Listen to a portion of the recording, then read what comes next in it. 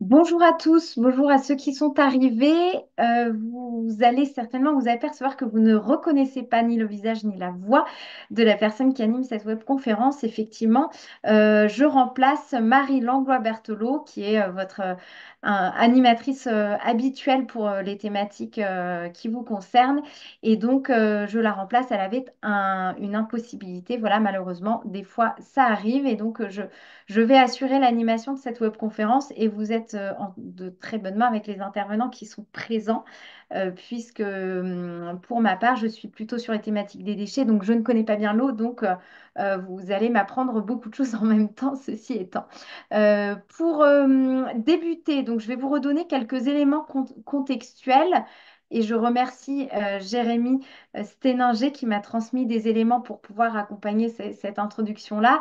Donc le contexte, c'est qu'entre 2011 et 2020, le réchauffement climatique mondial a déjà atteint 1,1 degré au-dessus des niveaux pré-industriels, avec des impacts graves et tangibles. Et les inondations sont récurrentes, les fissures dans les habitations causées par les alternances à la fois de sécheresse, de pluie, et on a aussi des baisses de rendement pour les agriculteurs, des feux de forêt, des pénuries d'eau, enfin un certain nombre de conséquences qui rappellent effectivement que les effets du dérèglement climatique sont déjà là. Pourquoi en parler? Parce que pour se préparer, anticiper et agir au mieux, le troisième plan national d'adaptation au changement climatique, donc le PNACC3 que vous connaissez, certainement propose une série de 51 mesures pour prévenir ces impacts du réchauffement climatique de 2,7 degrés en 2050 et de plus 4 degrés en 2100. Donc, ce document est en consultation publique jusqu'à la fin de ce mois de décembre 2024, plan qui vise à intégrer l'adaptation climatique dans toutes les politiques publiques nationales et locales, que ce soit des infrastructures au logement, passant par la santé, l'agriculture, les transports. Le gouvernement a défini une trajectoire de référence pour l'adaptation au changement climatique, TRAC. C'est comme ça que l'acronyme se prononce certainement, afin de cadrer cette approche et que tous les acteurs qui sont concernés basent leur stratégie sur une vision commune. Donc les actions, elles s'étalent de 2024 à 2028, donc on est au début, elles se déclinent en 5 axes. Le premier, c'est protéger les personnes. Le deuxième, c'est assurer la résilience des territoires, des infrastructures et des services essentiels. Le troisième, c'est l'adaptation des activités humaines. Le quatrième, la protection du patrimoine naturel et culturel. Et enfin, le dernier, c'est la mobilisation des forces vives de la nation. Toutes ces actions, elles incluent des diagnostics de résilience pour les entreprises et les infrastructures et le renforcement des fonds pour prévenir des risques, pour prévenir aussi pour l'adaptation du logement et du travail aux vagues de chaleur, ainsi que des études pour garantir l'approvisionnement en eau. Donc, dans tout ce contexte, la récupération d'eau de pluie, elle s'inscrit dans la logique de ce plan national, le PNAC 3, qui vise à renforcer la résilience des territoires face aux impacts du changement climatique en encourageant des pratiques durables de gestion des ressources, notamment en matière d'eau. Donc, en intégrant les systèmes de récupération d'eau de pluie, les bâtiments peuvent réduire les volumes d'eau qui s'écoulent directement vers les infrastructures publiques notamment lors de fortes précipitations. Ça limite aussi le risque d'inondation, mais ça limite aussi la pression sur les réseaux d'évacuation. Donc, ça permet de gérer localement l'eau pluviale tout en ayant une action de réutilisation de la ressource des usages non potables. Donc, il y existe un procédé, le procédé MAC, je ne sais pas comment vous l'appelez, maison confortée par humidification, qui a été développé par le CEREMA, qui est basé sur le principe de réhumidification des sols argileux et qui permet de rééquilibrer leur état hydrique pendant les périodes de forte sécheresse. De nombreux enjeux se dessinent alors. La première question, c'est comment est-ce que la récupération d'eau de pluie, elle peut contribuer à l'adaptation des bâtiments face aux défis climatiques, en répondant aussi aux enjeux de gestion des eaux pluviales. Dans ce contexte marqué par une intensification des risques climatiques, l'autre question, c'est la récupération d'eau de pluie ne devrait-elle pas être rendue obligatoire pour toute nouvelle construction ou rénovation? Nous allons parler de ce sujet avec les intervenants que sont Jérémy Sténinger, qui est délégué général de l'ATEP. Bonjour Jérémy Sténinger. Bonjour. Nous avons également l'intervention de Bernard Gouvello, qui est directeur de recherche et responsable de l'équipe Team CEAM au CEREMA. Bonjour Bernard de Gouvello. Bonjour. Il y a Lamine Iggy-Lamer qui est chercheur en mécanique des sols au CEREMA. Bonjour Lamine Iggy-Lamer. Bonjour à tous. Et enfin Benoît Delin qui est chef de projet à la CNATP. Donc je vais vous laisser peut-être donner l'acronyme qui doit être connu de tous. Voilà, CNATP, Organisation professionnelle des travaux publics et du paysage. Bonjour Parfait, à tout le monde. merci beaucoup d'être avec nous cet après-midi sur ce sujet. Donc, vous allez nous parler de gestion durable et intégrée des eaux pluviales à la parcelle et nous redonner le nouveau cadre réglementaire. Jérémy Sténinger, donc des réglementaires pour les usages domestiques des eaux de pluie. Vous nous parlerez, Bernard de Gouvello, de l'intérêt de l'utilisation de l'eau de pluie dans la maîtrise du ruissellement urbain. Vous nous parlerez, Lamine Guillamer, de MACH+, une solution pour l'adaptation des maisons exposées au retrait et gonflement des sols argileux grâce à la récupération d'eau de pluie. Et enfin, Benoît Delin, vous allez nous parler d'un label qui est le label Calipluie, qui permet d'identifier et de valoriser le savoir-faire et les compétences des installateurs de solutions de gestion de l'eau de pluie. Nous allons débuter donc avec Jérémy Sténinger. Ah oui, je précise pour tous les participants qui nous suivaient sur Vimeo que vous pourrez poser vos questions à l'écrit dans l'espace de chat. Je ferai le relais de vos questions et de vos remarques à tous. Et puis pour ceux qui sont sur Zoom, eh bien vous avez un espace de questions-réponses dans lequel vous pouvez poser vos questions. Vous pouvez même poser pour les différentes questions qui sont partagées et je les relayerai oralement à nos intervenants. Nous prendrons une à deux questions après chacune des interventions et nous garderons à la fin un temps d'échange global. Voilà. Donc, je redonne la parole à Jérémy Sténinger que j'avais prise entre-temps. Merci Lucille beaucoup pour cette intervention introductive. Donc effectivement, je vais vous faire une première présentation avec le rappel des avantages et intérêts de la gestion intégrée des eaux pluviales à la parcelle. Un zoom sur le nouveau cadre réglementaire des usages domestiques de l'eau de pluie et puis quelques rapides exemples pour illustrer ce sujet-là. Donc tout d'abord, replacer dans le contexte quels sont les avantages et intérêts de cette gestion intégrée des eaux de pluie à la parcelle. Donc on poursuit plusieurs objectifs avec un axe fort de désimperméabilisation, renaturation et de valorisation des eaux de pluie à l'échelle décentralisée. Donc tout ça, ça nous permet de lutter contre le réchauffement climatique, ça permet de créer des îlots de fraîcheur en créant de la désimperméabilisation, en plantant des arbres, en mettant des végétaux, en créant des nous végétalisés, en ayant des espaces publics verts qui permettent de contribuer à la lutte contre le réchauffement climatique. Ça favorise la biodiversité parce qu'en fait, on met en place différents types d'espèces de végétaux qui permettent de recréer des espaces de vie pour les insectes et les animaux. Donc, on atténue l'effet des îlots de chaleur urbains, c'est ce que j'ai dit tout à l'heure. Le fait de mettre en place une végétalisation de la ville et une désimperméabilisation, on améliore bien sûr la qualité de l'air extérieur. On agit sur la perméabilité des sols, c'est-à-dire que cette désimperméabilisation, cette renaturation permet de recréer un cycle de l'eau naturel et de gérer les eaux pluviales au plus près de là où elles tombent. Donc ça permet d'atténuer les effets des inondations. Et également, ça favorise le bien-être des habitants, recréer des espaces publics végétalisés, ça permet d'implanter des bancs, des aires de jeu, ça permet de participer au cadre de vie des habitants. Donc, la gestion intégrée des eaux pluviales à la parcelle, on voit que ça agit plus que sur effectivement un volet, je dirais, eau assainissement.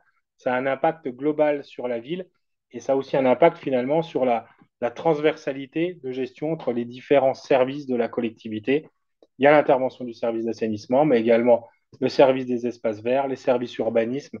Donc il y a tout un tas d'interconnexions entre les acteurs pour gérer au mieux ces eaux pluviales à la source et également de rendre chaque goutte utile. Donc ça participe sur trois effets, l'évapotranspiration, la filtration et la valorisation des eaux de pluie, donc au travers de différentes solutions, différentes approches, la végétalisation des toitures, les pavés perméables, les espaces verts avec des nous, les tranchées d'infiltration ou les puits d'infiltration, qui sont les solutions classiques historiques de gestion à la parcelle, et tout ce qui va être stockage et utilisation des eaux avec des usages réglementaires non corporels de ces eaux. Donc voilà une illustration globale de la complémentarité des différentes solutions et des différents types de solutions qui veulent être mises en œuvre. Je vais rentrer un petit peu dans le détail des solutions.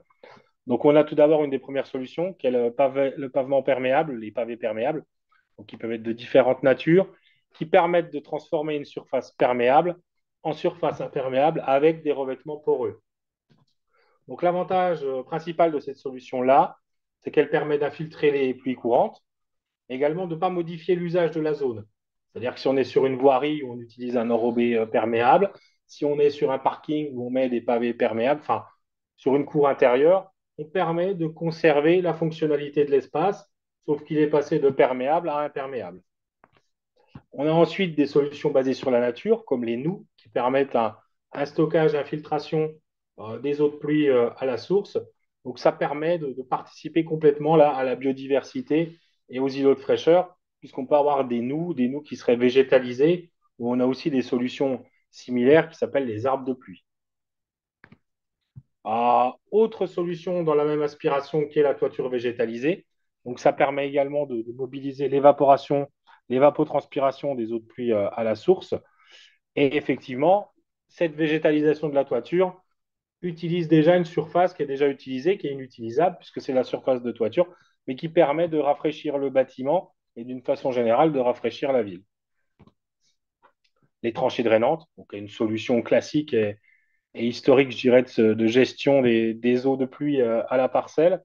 Donc, on raccorde les eaux de pluie à une tranchée d'infiltration qui est composée de granulats qui permet une infiltration à la parcelle et de garder une surface d'espace vert à la surface. L'avantage de cette solution, c'est une solution qui est très peu onéreuse et qui est mise en place facilement sur une parcelle lors d'une construction neuve.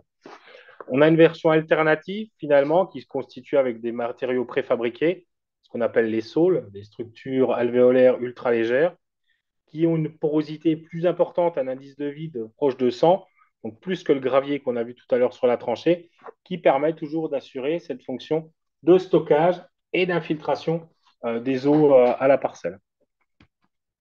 Une autre solution classique, le puits d'infiltration, que tout le monde connaît, hein, qu'on appelait puisard également aussi, qui est une solution qui est particulièrement bien adaptée quand on a très peu d'espace, on gère sous la forme d'un puits plutôt que d'une tranchée. Donc, c'est un ouvrage qui permet de stocker verticalement et de drainer les eaux au même type qu'une tranchée drainante. Ensuite, on entre dans toutes les solutions qui sont les solutions de stockage au travers de cuves. Donc, on a un premier type de cuves qui sont les cuves aériennes, qui composent quelques centaines de litres à 1 mètre cube. Ce sont des cuves qui sont faciles à mettre en œuvre puisqu'elles se raccordent directement sur la gouttière par un filtre. Il suffit de les installer sur une surface parfaitement stable pour leur mise en œuvre. L'inconvénient qu'on va avoir sur ces solutions-là, c'est on est sur un stockage assez faible d'eau qui permet exclusivement d'alimenter, par exemple, de remplir un arrosoir pour pouvoir faire l'arrosage des fleurs ou du potager. Ensuite, on passe sur des solutions plus complexes et des solutions enterrées avec des systèmes de cuves enterrées. Donc là où on va démarrer avec des volumes supérieurs à 2 mètres cubes. Donc l'avantage de ces solutions-là, c'est qu'elles permettent, au-delà de l'arrosage du jardin, ça va être un stockage plus important qui va nous permettre d'appréhender des usages à l'intérieur des bâtiments. Donc alimentation des chasses d'eau, lavage du linge, nettoyage des sols. Ensuite, on va rentrer dans les solutions qui combinent plusieurs fonctions, donc les cuves double fonction, où là, en fait, les cuves combinent deux usages. Un volume inférieur qui va être un volume de récupération, donc identique à ce qu'on avait dans la cuve simple de récupération.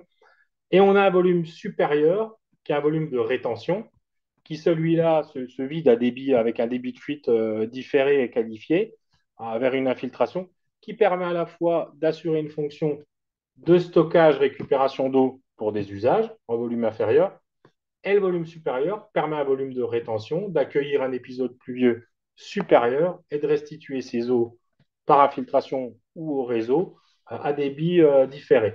Donc ça fait un effet de tamponnement et de vidange à la suite des épisodes d'orage. Et on a la dernière solution qui là, ne combine pas l'utilisation, c'est la cuve de rétention. Donc cette cuve, elle permet de stocker les eaux pluviales, les eaux de pluie quand elles arrivent lors d'un épisode pluvieux.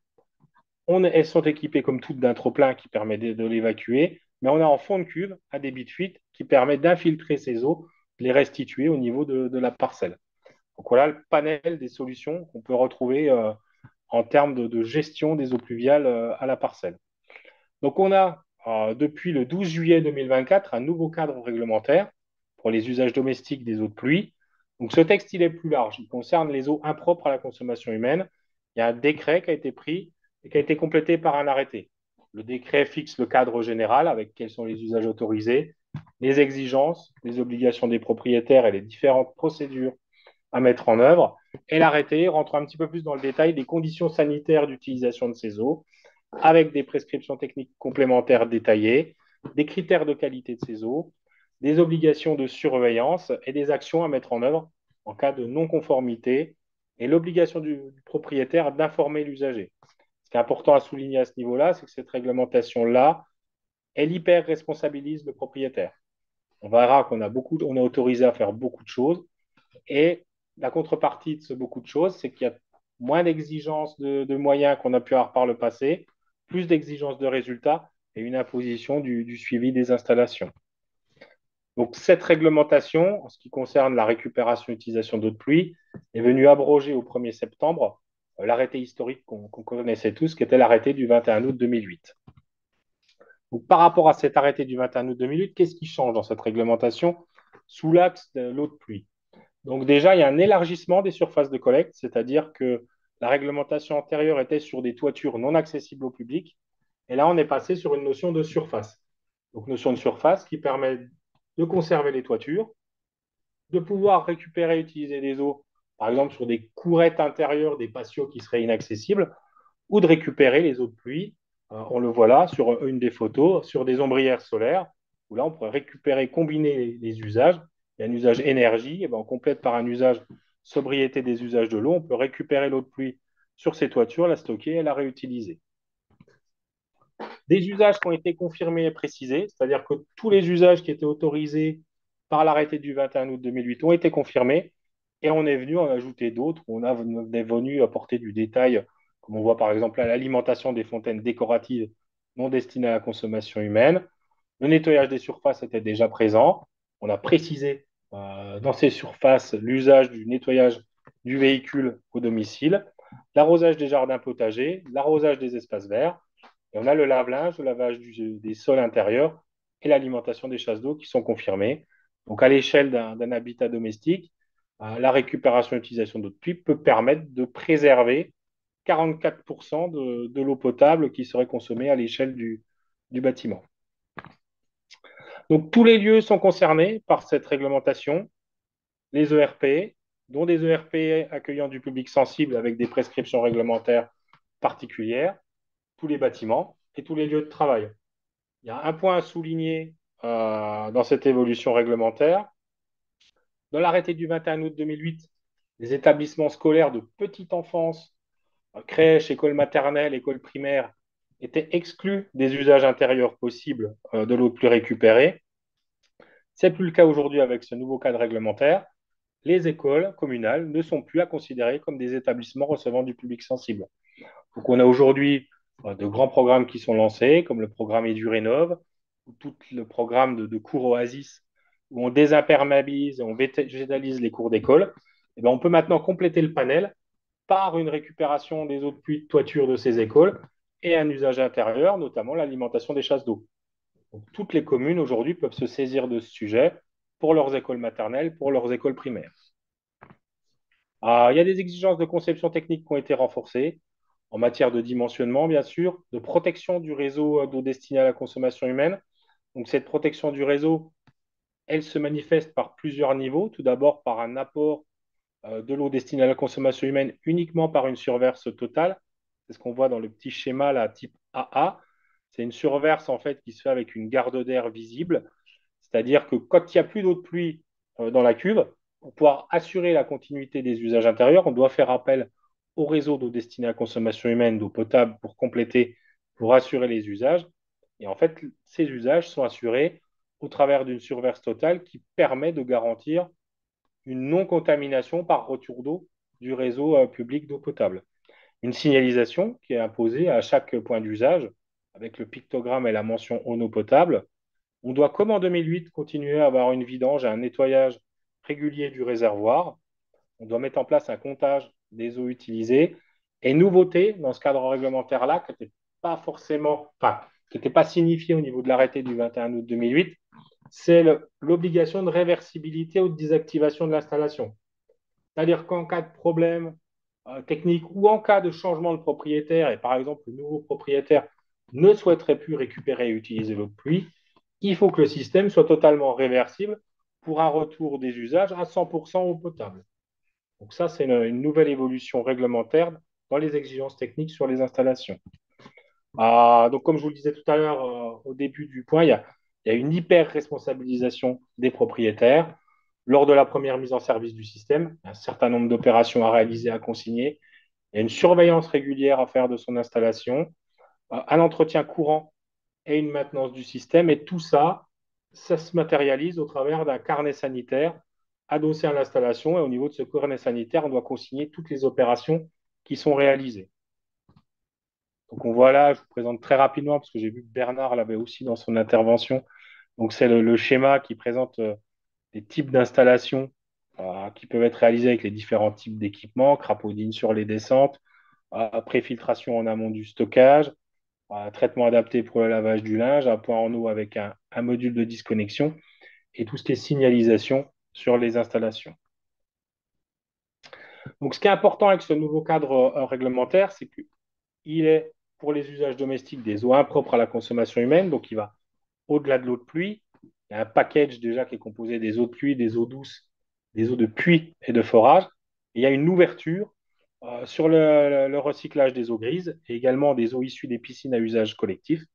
Donc là, on voit qu'on a un certain nombre d'usages possibles, mais un certain nombre de démarches à réaliser. C'est-à-dire qu'il y a un certain nombre d'usages, notamment si je continue avec le sujet de l'eau de pluie qui nous intéresse cet après-midi, il y a un certain nombre d'usages qui sont autorisés sans aucune procédure au titre du Code de la santé publique, à part le lavage du linge. Le lavage du linge était autorisé en 2008 à titre expérimental. Aujourd'hui, cet usage n'est plus à titre expérimental. Il nécessite une déclaration en préfecture et une mesure de qualité. On doit atteindre les critères de qualité A+ sur l'eau qui va être utilisée au niveau du lave-linge, avec une analyse à réaliser uniquement à la mise en service de l'installation.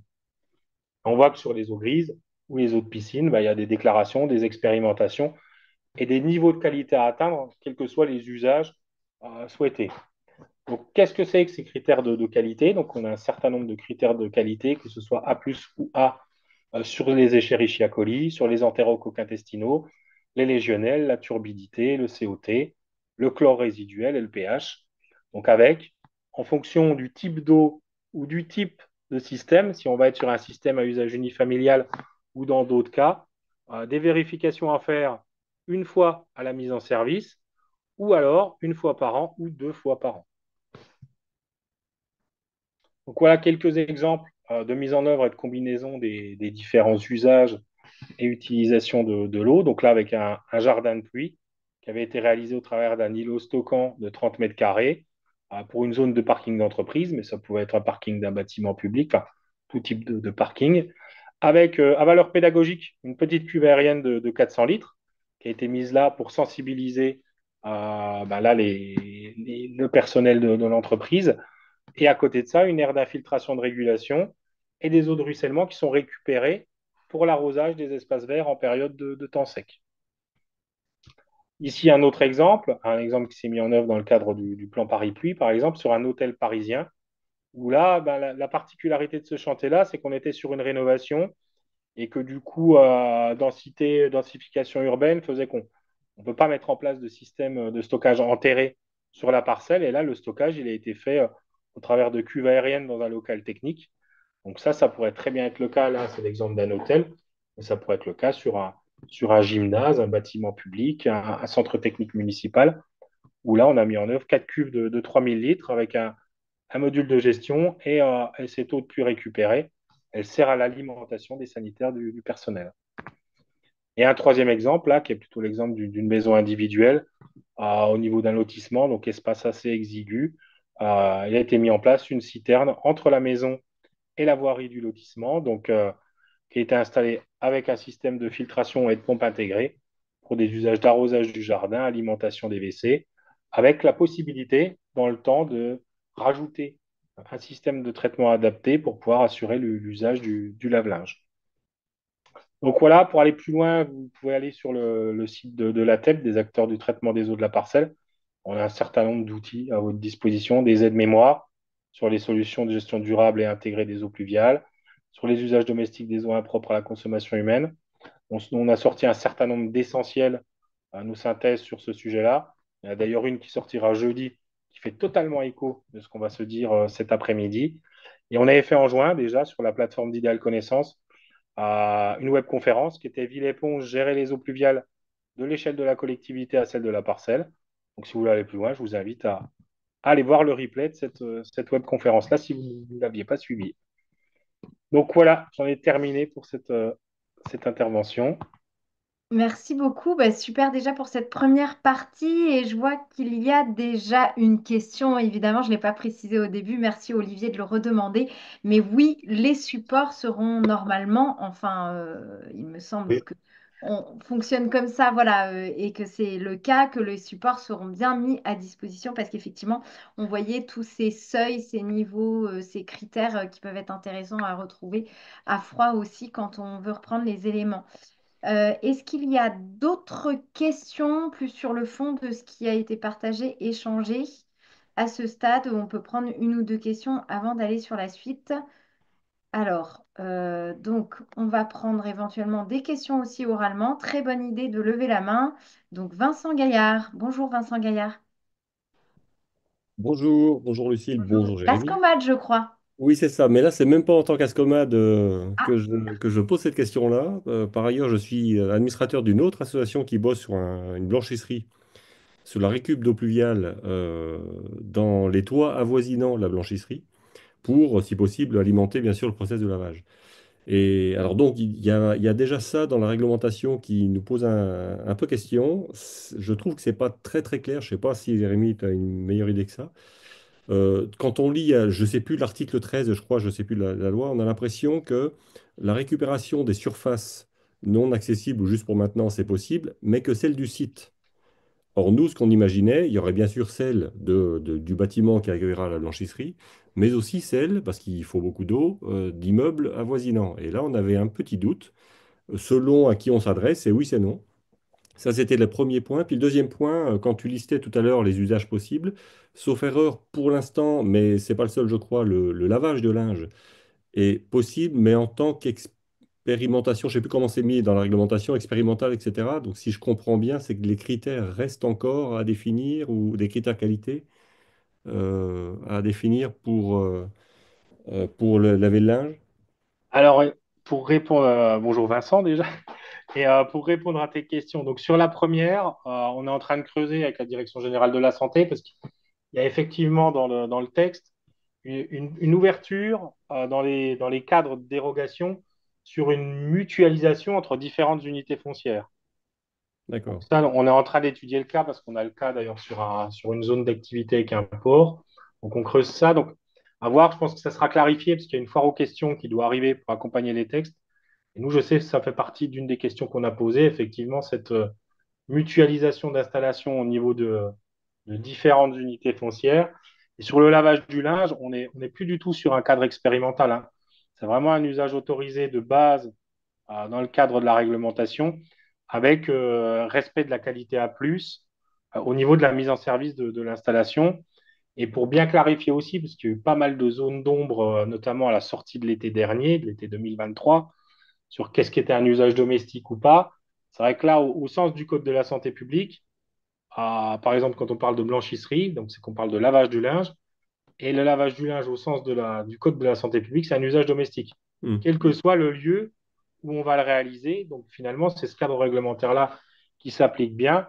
Après, il faut regarder le cadre du droit de l'environnement en fonction de la catégorie et de la, Oui, la déclaration de l'installation. Mais on n'est d'accord. plus dans un cadre expérimental, on est vraiment Donc dans c'est le A+. cadre. Ouais, c'est Maintenant. A+, OK. ouais. Merci. merci beaucoup Vincent Gaillard. Est-ce que Sophia Eliman avait levé la main aussi? Est-ce que vous voulez prendre la parole? Ou c'était peut-être une erreur. Alors, donc, je propose qu'on poursuive et puis de toute façon, il y aura un temps d'échange à la fin. On reprend le temps de revenir sur différents points. Donc, après avoir entendu le partage de Jérémy Sténinger, on va aller du côté de l'utilisation de l'eau de pluie par rapport à la maîtrise du ruissellement urbain. Et donc, c'est Bernard de Gouvello, directeur de recherche et responsable de l'équipe TEAM, Team, je ne sais pas si c'est comme ça qu'on le dit au CEREMA, qui intervient. Oui, tant que vous me passez la parole, donc j'en profite pour peut-être apporter un petit élément au regard de ce que a dit Jérémy sur la première question. En fait, c'est-à-dire qui a été posée. En fait, faut passer une convention avec les voisins pour récupérer l'eau. Euh, Parce qu'en fait, euh, d'après le Code civil, on, comment dire, on n'a pas le droit de se refiler comme ça l'eau si les gens sont pas d'accord. Donc il faut seulement qu'il y ait un document qui stipule qu'on reçoit, qu'on accepte de recevoir les eaux des toitures avoisinantes. Parce que la modalité, c'est qu'on n'a pas le droit de récupérer, on n'a pas le droit de redonner d'une toiture à une autre toiture directement, d'une parcelle à l'autre, si la personne qui reçoit n'est pas d'accord, puisque du coup, elle va avoir des problèmes de dimensionnement de ses gouttières, etc. Mais là, c'est pas le cas. Vous voulez récupérer ça, donc voilà. Donc, je vous invite à regarder ce point-là de convention. Voilà. Alors, je vais essayer de. Normalement, ça marche parce qu'on a fait une répétition, On mais a fait un voilà. essai, voilà, de partager Alors, le support. l'idée, c'est Et, que je fais partager. et pendant que vous faites le partage, je vais poser la question suivante d'Olivier Garçon qui disait l'eau récupérée peut-elle être utilisée avec des systèmes HP Karcher, par exemple? Problème d'aérosolisation et de micro-gouttelettes qui peuvent être en contact avec les utilisateurs. Rémi, tu réponds ou je dis quelque chose Oui, là-dessus? Jérémy Sténinger. Comme Bon, ça, Bernard, pendant ce temps-là, va faire le partage moi, je sais pas de faire deux choses à la documents fois. et puis il complétera les éléments de réponse dès que le document va apparaître. Ça va mieux avec le micro réactivé. À revérifier, mais normalement, on n'a pas de haute pression dans le cadre de la réglementation. Alors, Bernard, il y a juste une petite subtilité. Ah, génial, Ah, parfait, c'était parfait. prévu. Un peu de C'était le suspense, mais. petit effet de suspense de direct, la petit effet surprise. On passe du fond d'écran Bon, directement au document, donc sur les mutualisations moi, possibles. je reviens au début, par Alors, contre. voilà, revenir au départ sur l'intérêt de l'utilisation de l'eau de pluie. Je vous laisse la parole. Oui, alors, la question qui est posée là, avant, là, à mon sens, c'est plutôt un problème de pays, hein, d'équipements de protection individuelle. Car en fait, quelle que soit la nature de l'eau que vous utilisez pour un Karcher, en fait, ce qui va être impacté, c'est le fait de vous protéger contre l'aérosolisation, comme ça a été dit, du résultat de. Après, vous n'avez pas nettoyé des surfaces qui sont déjà propres, donc c'est plutôt là. Voilà. Donc c'est bien assurer la protection des agents qui, voilà, qui. Bon, je viens sur mon sujet. Alors, pour pour cette, j'ai été invité par Jérémy à intervenir à comment dire, ce webinaire. Je l'en remercie beaucoup. Euh, ça, me- je vais me baser sur une présentation qui est déjà en fait assez ancienne, mais que quand je la faisais, j'étais extrêmement frustré parce que, comment dire, je l'avais faite à l'occasion de la sortie d'un ouvrage auquel j'ai contribué, comment dire. Avec le CIREMA, mais à l'époque, l'ouvrage était payant. Et maintenant, il est accessible gratuitement et je pense qu'il joue plus sa fonction. Et du coup, c'est pour ça que même si c'est un ouvrage qui date de 2018, qui porte spécifiquement sur cette question-là, ben, comment dire, en fait, ma présentation, c'est une sorte de présentation teaser pour accéder à un guide qui, je pense, est encore pertinent aujourd'hui et qui est accessible, souvent en PDF en tout cas, gratuitement sur le site du CIREMA. Voilà. Du coup, euh, par contre, je sais pas une MTG, c'est ça. Ok. Euh, oui, bon, ça a déjà été un peu dit hein, par Jérémy dans sa présentation, mais rappelez que la RUEP, donc la récupération et l'utilisation de l'eau de pluie et la gestion des eaux pluviales, ont des finalités premières qui sont distinctes en fait. Dans l'idée de la récupération et l'utilisation de l'eau de pluie, il s'agit de disposer d'une ressource alternative d'approvisionnement alternative à l'eau potable. Hein, voilà, c'est une démarche volontaire. Alors se pose la question effectivement de la rendre obligatoire, hein, mais pour l'instant c'est encore une démarche volontaire, mais réglementée depuis 2008, même si la réglementation a évolué. Et les motivations sous-jacentes, c'est de faire des économies, de préserver la ressource. La gestion des eaux pluviales, effectivement, c'est de contribuer à la maîtrise du ruissellement. C'est une obligation souvent réglementaire, notamment traduite dans le PLU, et ça correspond à des enjeux de protection de l'environnement, de protection contre les inondations et des versements. Voilà. Alors, je dis que c'est une obligation réglementaire, alors surtout dans tout ce qui est espace nouveau construit, hein, voilà. Mais ça correspond à un souci qu'ont effectivement les collectivités à maîtriser les ruissellements en espace urbain. Donc, bien avoir en tête qu'on part d'enjeux distincts. Alors, il faut que j'arrive à comprendre comment ça marche, ça, a priori. Alors, ce schéma, bah, il a déjà été montré par Jérémy, qui a dit qu'il ne le présentait pas parce que j'allais le présenter, mais finalement il le présenté, donc je ne le présente pas, juste seulement en disant un mot, c'est que il s'agit en fait de deux situations types de la station de récupération de pluie qui sont un peu extrêmes, hein, la plus simple à droite et puis un peu la compliquée à gauche, hein, la plus complète, j'ai envie de dire. Et il peut exister des situations un peu intermédiaires. Et autre commentaire également, on est uniquement sur une maison individuelle là, alors que quand on va sur des bâtiments un peu plus différents, on peut avoir des choses un peu plus complexes, mais bon. Les principes, donc ils sont aussi bien compréhensibles comme exemple, mais comme aussi principes en fait applicables à d'autres configurations. À ce titre-là, j'attire l'attention sur le fait que dans le cadre de l'AST, nous avons fait, et Jérémy en partie était une partie prenante de ce travail d'ailleurs, comment dire, un guide sur la récupération et l'utilisation d'eau de pluie, dans lequel il y a pas mal de schémas différents de configuration qui sont développés. Euh, Dans les ouvrages de gestion d'eau de pluie, bah, là, ils ont été explicitement indiqués par Jérémy. Alors, peut-être fallait qu'on se parle un peu plus en amont, mais bon, c'est pas grave. Au moins, ce qui est rassurant, c'est qu'on est cohérent. Donc, voilà, voilà. Mais on voit différents types. Après, je me souviens pas si Jérémy avait parlé, par exemple, des toitures végétalisées, qui est un des ouvrages, effectivement, de régulation possible des eaux de pluie, également à l'échelle du bâtiment. Mais on retrouve bien, sinon, le puits d'infiltration, puis différents, les noms, etc. Voilà. Euh, donc, les objectifs, c'est décréter le débit dans le réseau, soustraire toute une partie de volume ruisselé. Hein, et parfois, il y a également cette question de contribuer à la dépollution, hein, également. Ça se fait par différents dispositifs, donc comme ça.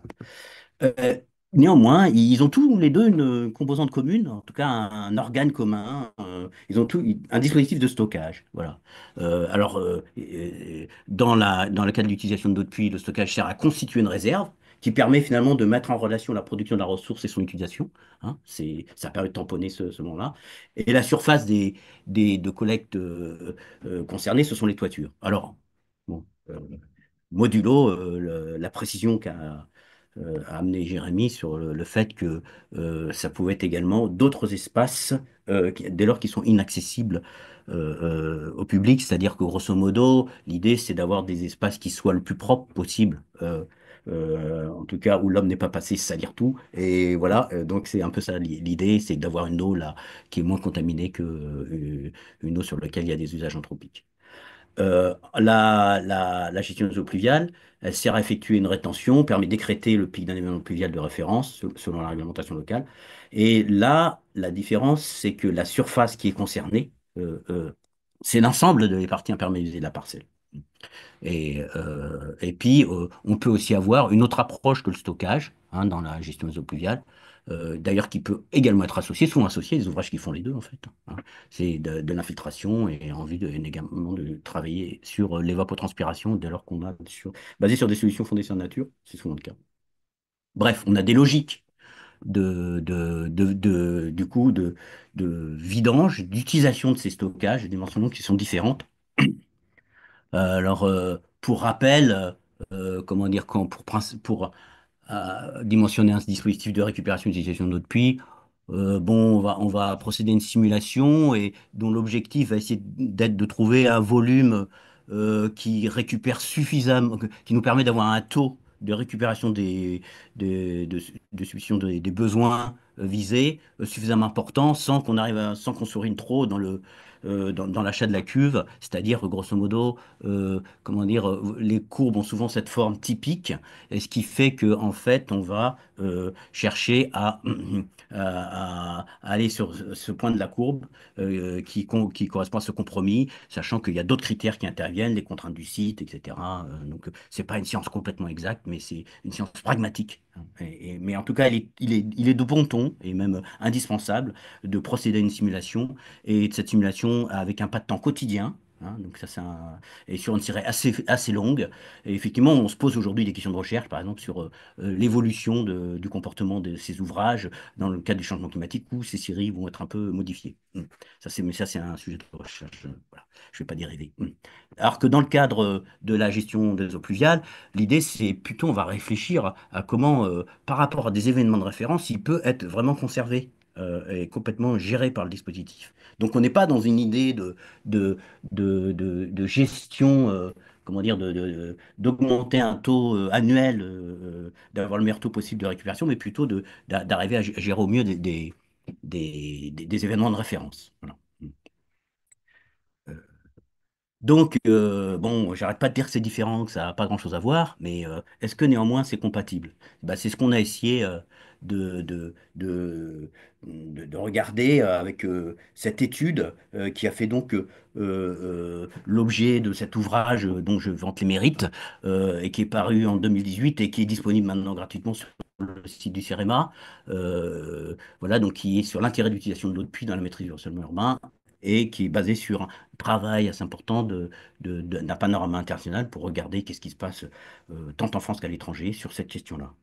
Je vais aborder que des tout petits aspects de cet ouvrage pour vous donner surtout envie d'aller le compulser. Et notamment, je vais insister sur cette idée que au travers de ce travail, on a mis en évidence quatre configurations de principes techniques à l'échelle de la parcelle, articulant la récupération de puits, la gestion de puits. La première configuration, elle est assez simple en fait, c'est de qu'est-ce qui se passe dans la gestion de l'eau de pluie quand on a une cuve de récupération seule. Voilà.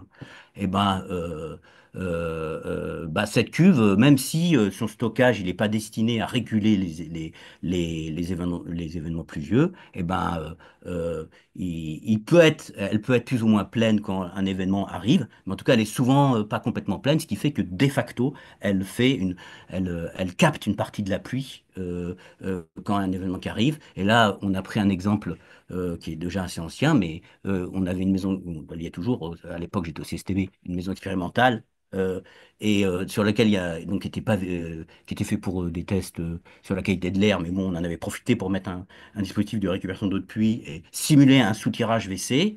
Voilà, dont le calcul avait été plus ou moins optimisé. En grosso modo, on soutirait avec une pompe en simulant des usages WC et on s'aperçoit que bon voilà, il y a une part, comment dire, de l'eau, comment dire, qui est quand même gérée par l'installation finalement, et donc qui part dans les WC que dans le réseau. Voilà. Mais bon, on voit donc il y a un effet, voilà. Donc un effet, mais bon, donc, plus efficace que ça, après, c'est l'idée de comment on peut combiner finalement un dispositif de récupération d'eau de pluie avec un dispositif de gestion des eaux pluviales. Euh, alors, la première chose, elle a été présentée par, par Jérémy, mais je reviens quand même dessus, c'est la cuve double fonction. Il faut s'arrêter un petit moment dessus, je pense, parce que c'est un ouvrage qui est assez intéressant dans la mesure où, comment dire, dans des parcelles sur lesquelles on est tenu de faire un ouvrage de rétention, bah, finalement, le surcoût de passage d'une cuve qui serait réservée uniquement à la rétention à une cuve qui cumulerait deux fonctions, eh ben, permet effectivement de répondre à la fois aux obligations réglementaires, mais également de bénéficier de l'utilisation de l'eau. En plus, les deux fonctions, comment dire, ce couplage des deux fonctions est vertueux pour les deux, C'est-à-dire que le principe, c'est que la partie que vous voyez en bleu clair, eh ben, elle se vide immédiatement, mais à débit contrôlé, hein, alors que la deuxième, elle se vide que quand on va pomper dedans. Mais quand on a pompé dedans, un petit peu, ce qui arrive, hein, eh ben, ce niveau baisse et du coup, quand arrive un autre événement de pluie, ben, on a plus que l'obligation de rétention au-dessus. Donc, c'est plutôt vertueux on a une performance qui est au moins celle de la rétention. Et de même pour l'utilisation, on a le droit d'aller aux toilettes quand il pleut depuis un certain temps. Et du coup, si c'est l'usage qui est intérieur, et du coup, ça veut dire qu'on peut aider à vider la partie rétention par un usage de cette eau sans aller piocher dans la partie utilisation quand on le fait au même moment. Euh, c'est une solution qui est applicable aux maisons individuelles, mais également mise en œuvre sur des bâtiments collectifs. Il y a un exemple, là je parle d'un exemple mis en œuvre sur un bâtiment collectif où on avait une cuve de 150 mètres cubes, 70 mètres cubes pour la gestion des eaux pluviales et 80 mètres cubes pour la relève. Alors attention quand même sur ce point, dans ce type d'ouvrage, la limite c'est que on ne peut pas mettre dans cet ouvrage-là les eaux de pluie issues d'autres surfaces que les surfaces comment dire, qui sont susceptibles d'être utilisées. Euh, voilà, donc là j'ai marqué non issu de toiture pour être conforme avec la nouvelle réglementation, c'est-à-dire non issu de surface, comment dire, de collecte non accessible. Voilà. Du coup, on a une autre configuration qui consiste à mettre en aval de l'installation de récupération d'eau de pluie un dispositif de, de, de gestion des eaux pluviales. Et effectivement, et l'idée, c'est que le trop-plein finalement de la cuve de récupération d'eau de pluie va dans cet ouvrage-là. Mais cet ouvrage-là, donc, il est, comment dire, moins sollicité qu'il ne le serait s'il n'y avait pas la cuve de récupération d'eau de pluie. Donc, ça peut poser des questions de dimensionnement différent de cette cuve de, de- de gestion des eaux pluviales. Donc, ça peut être intéressant. Euh, donc, il y a un exemple là. Comment dire et en plus, cet ouvrage de gestion des eaux pluviales, pour le coup, peut recevoir, lui, comme il est en aval, il peut recevoir des autres surfaces de collecte que les toitures ou les autres surfaces non accessibles. Un exemple, qui a été fait dans un lotissement à Chevigny en Bretagne. On voit ce type de dispositif avec comment dire, les cuves qui donnent dans une. Ah oui, alors avec en plus le fait que cet ouvrage de gestion des eaux pluviales n'est pas forcément à l'échelle de la parcelle. Et puis enfin, il y a un dernier ouvrage qui est la vidange préventive de la cuve REP. C'est-à-dire quoi? C'est-à-dire que on cherche à la fois à utiliser l'eau de pluie, mais on est conscient que quand il y a un grand événement, il faut avoir de la place dans la cuve pour accueillir l'événement. Donc on se débrouille pour que cet espace disponible à accueillir l'eau de pluie soit maximisé. Voilà. Donc ça peut se faire de différentes façons. Ça peut être une vidange active, c'est-à-dire qu'on va vraiment vider, par exemple par un système d'alerte, attention, il y a un événement, donc il faut vider vos cuves. Ou alors ça peut être une espèce de ce qu'on appelle une vidange passive où ça se vide progressivement. Et dans ce cas-là, cette vidange passive peut également arriver à mener en continu et peut elle-même, ruisselant sur le sol, aller, par exemple, faire de l'arrosage d'espaces verts. Voilà un peu les différentes configurations dont je voulais vous parler, sachant que, bon, j'ai évoqué les choses à l'échelle d'une parcelle, voilà, mais il y a des possibilités de mutualiser à d'autres échelles que la seule échelle de la parcelle, notamment la configuration 1, on peut avoir une cuve qui récupère finalement l'eau de plusieurs bâtiments et qui soit partagée entre ces bâtiments. On peut également aussi avoir une cuve dans chaque bâtiment, mais dont le trop-plein donne à un ouvrage qui est partagé. Euh, voilà, ces choses-là. Alors, il y a quand même, dès lors qu'on change d'échelle, des points d'attention, et notamment un point particulier sur la responsabilité des ouvrages et ce que ça induit. Et particulièrement, cette configuration que j'ai dit d'une cuve, par exemple, de récupération d'eau de pluie qui serait partagée entre plusieurs parcelles, ben, ça peut poser des problèmes, quoi. Ça induit des nécessités de servitude. Et donc, c'est une solution vers laquelle, généralement, on essaye d'éviter ça. Sur l'aspect, là, je parle de l'aspect récupération et utilisation de pluie. Et puis, l'autre point d'attention, c'est, je l'ai déjà mentionné, mais je le répète parce que je pense que c'est important, c'est qu'il faut bien séparer les autres toitures et donc des autres surfaces qui sont inaccessibles et qui sont et collectrices, des autres surfaces qui, elles, sont au sol et ne peuvent pas, dans le cadre de la réglementation actuelle, en tout cas, en tout cas, ne rentrent pas dans le cadre de la réglementation actuelle. Voilà. Et là, je vous donne un exemple où on peut voir qu'on fait des choses assez complexes qui combinent un peu tout ça. Donc, c'est un exemple que j'ai pris en Allemagne, qui est assez ancien, mais qui, je trouve, assez. Où on récupère de l'eau sur les bâtiments. Dans les bâtiments, ça donne des cuves qui vont alimenter les toilettes et mais également, les trop-pleins viennent alimenter une autre cuve, une cuve principale, qui, elle, vient, comment dire, alimenter un bassin qui n'existait pas auparavant et dans lequel il y a une qualité en plus de l'eau qui est contrôlée en permanence et il y a une recirculation avec un biofiltre filtrant. Et puis même ce bassin, quand il pleut vraiment trop, eh ben, il y a un trop-plein qui va dans un canal. Donc voilà, c'est... Donc pour conclure cette intervention, je dirais que on a entre la récupération de l'eau de pluie, l'utilisation de l'eau de pluie et la gestion des eaux pluviales des finalités premières distinctes, mais qui ne sont pas forcément contradictoires, hein. Euh, la récupération et l'utilisation de l'eau de pluie contribue déjà seule à la gestion des eaux pluviales, mais n'est pas forcément en mesure de répondre aux objectifs réglementaires. Elle l'est rarement, en fait,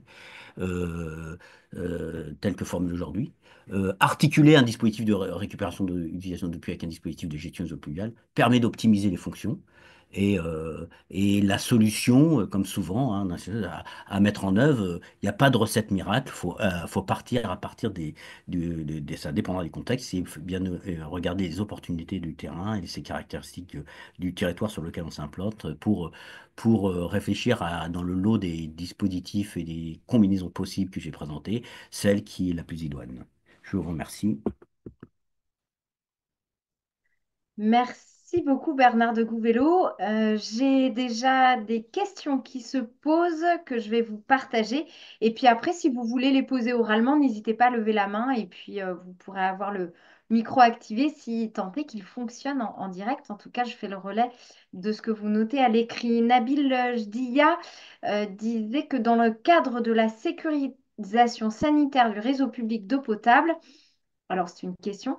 Est-ce que les PRPDE, donc là, je vous transmets l'acronyme sans savoir exactement à quoi il correspond, mais les PRPDE ont une obligation réglementaire concernant le contrôle physique de la disconnexion entre EICH et le réseau public par une surverse totale type AA. Là, pour le coup, je ne suis pas du secteur, je vous transmets la question telle quelle qui Ouais, ne parle pas du tout. oui, bah, si la personne qui a posé cette question peut prendre la parole, euh, c'est possible ça ou pas? Alors, bah oui, tout à fait. Oui, On oui, espère parce que le que micro de je comprenne Nabil mieux, parce que Zidia va fonctionner. Allez-y, Nabil Zidia. Bonjour. Oh, super, bonjour. Bonjour. Alors, j'ai juste une question par rapport Alors, à la restez bien en réglementation. face de l'ordinateur parce que souvent les capteurs sont en face de l'écran. Ah, voilà. Vous m'entendez là? C'est bon. Donc, j'avais une question par rapport à la réglementation en termes de la sécurisation de réseau public d'eau potable. Est-ce que la réglementation impose aux producteurs de la distribution d'eau potable, des collectivités la plupart du temps, est-ce qu'ils ont une obligation de vérifier la déconnexion au réseau des eaux alternatives par rapport au réseau public?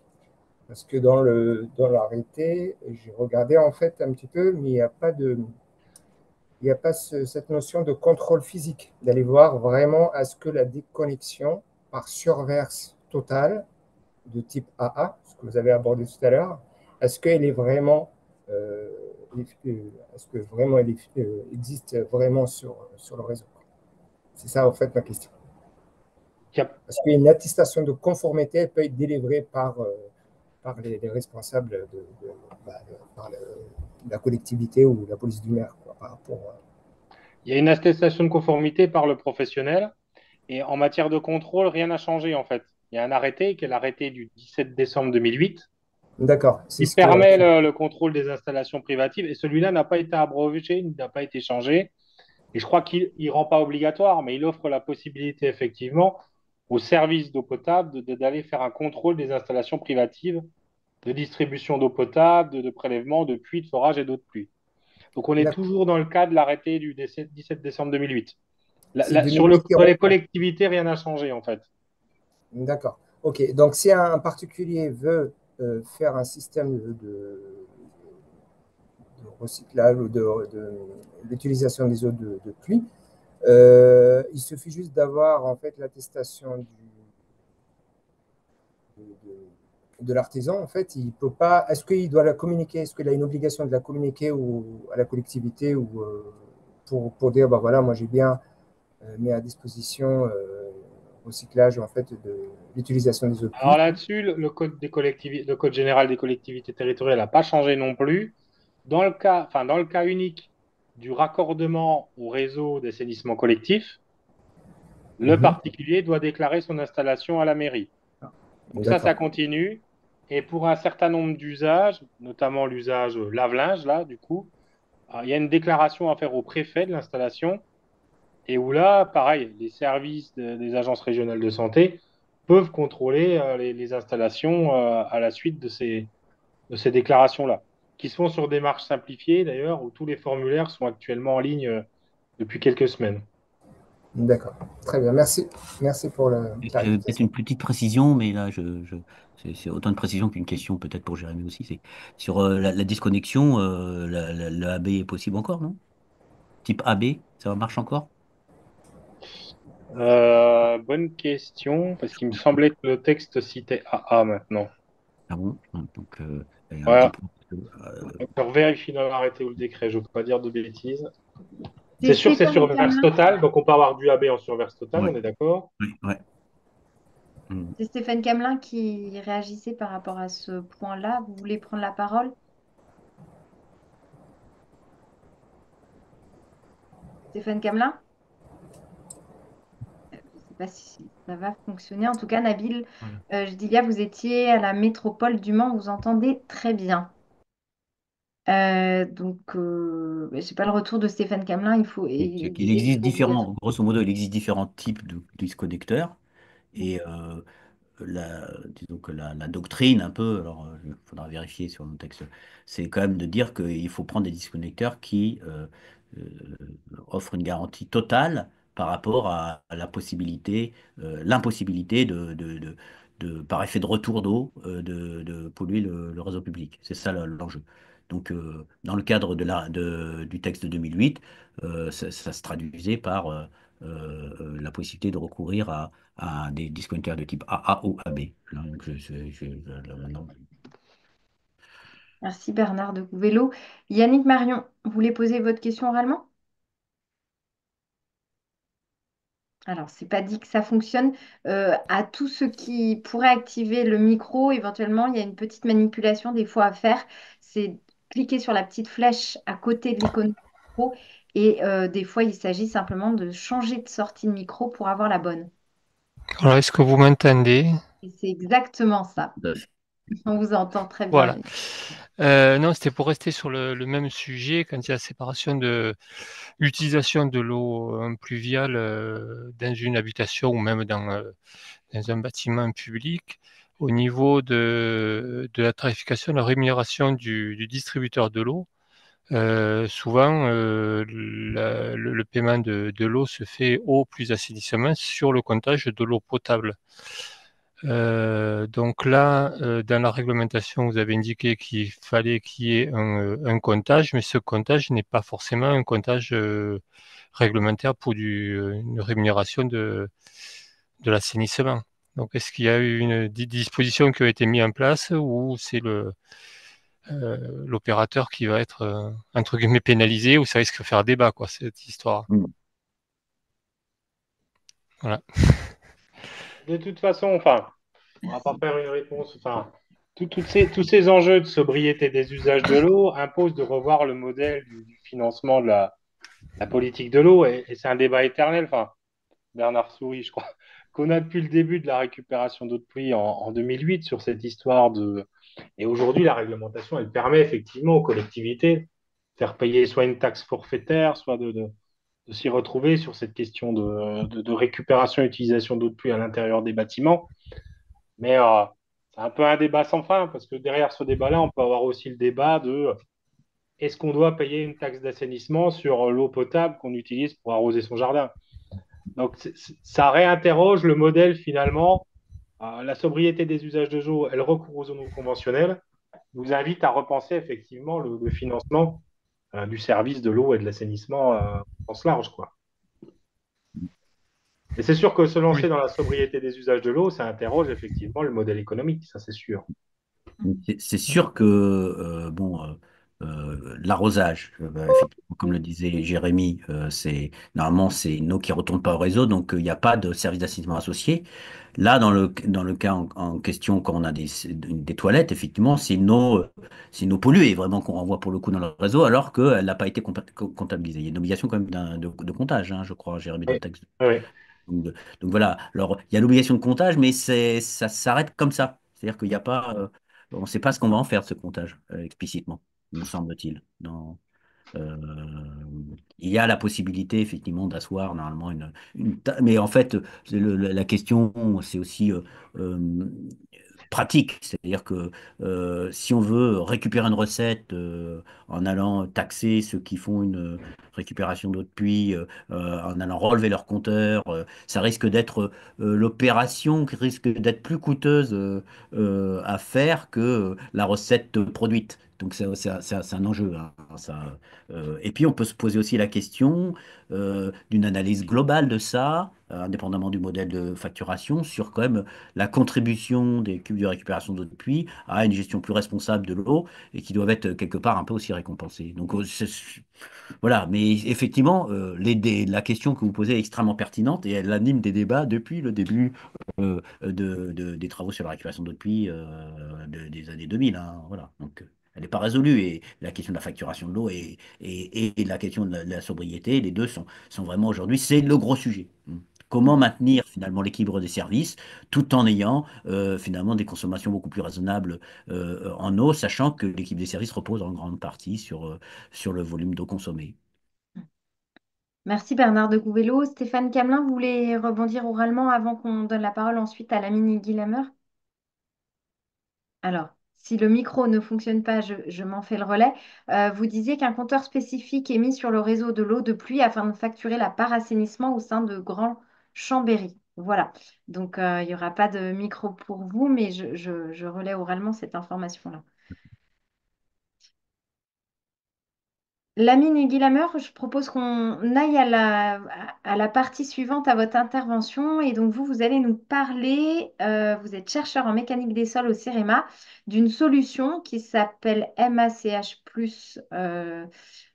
une solution pour l'adaptation des maisons qui sont exposées aux situations de retrait-gonflement des sols argileux.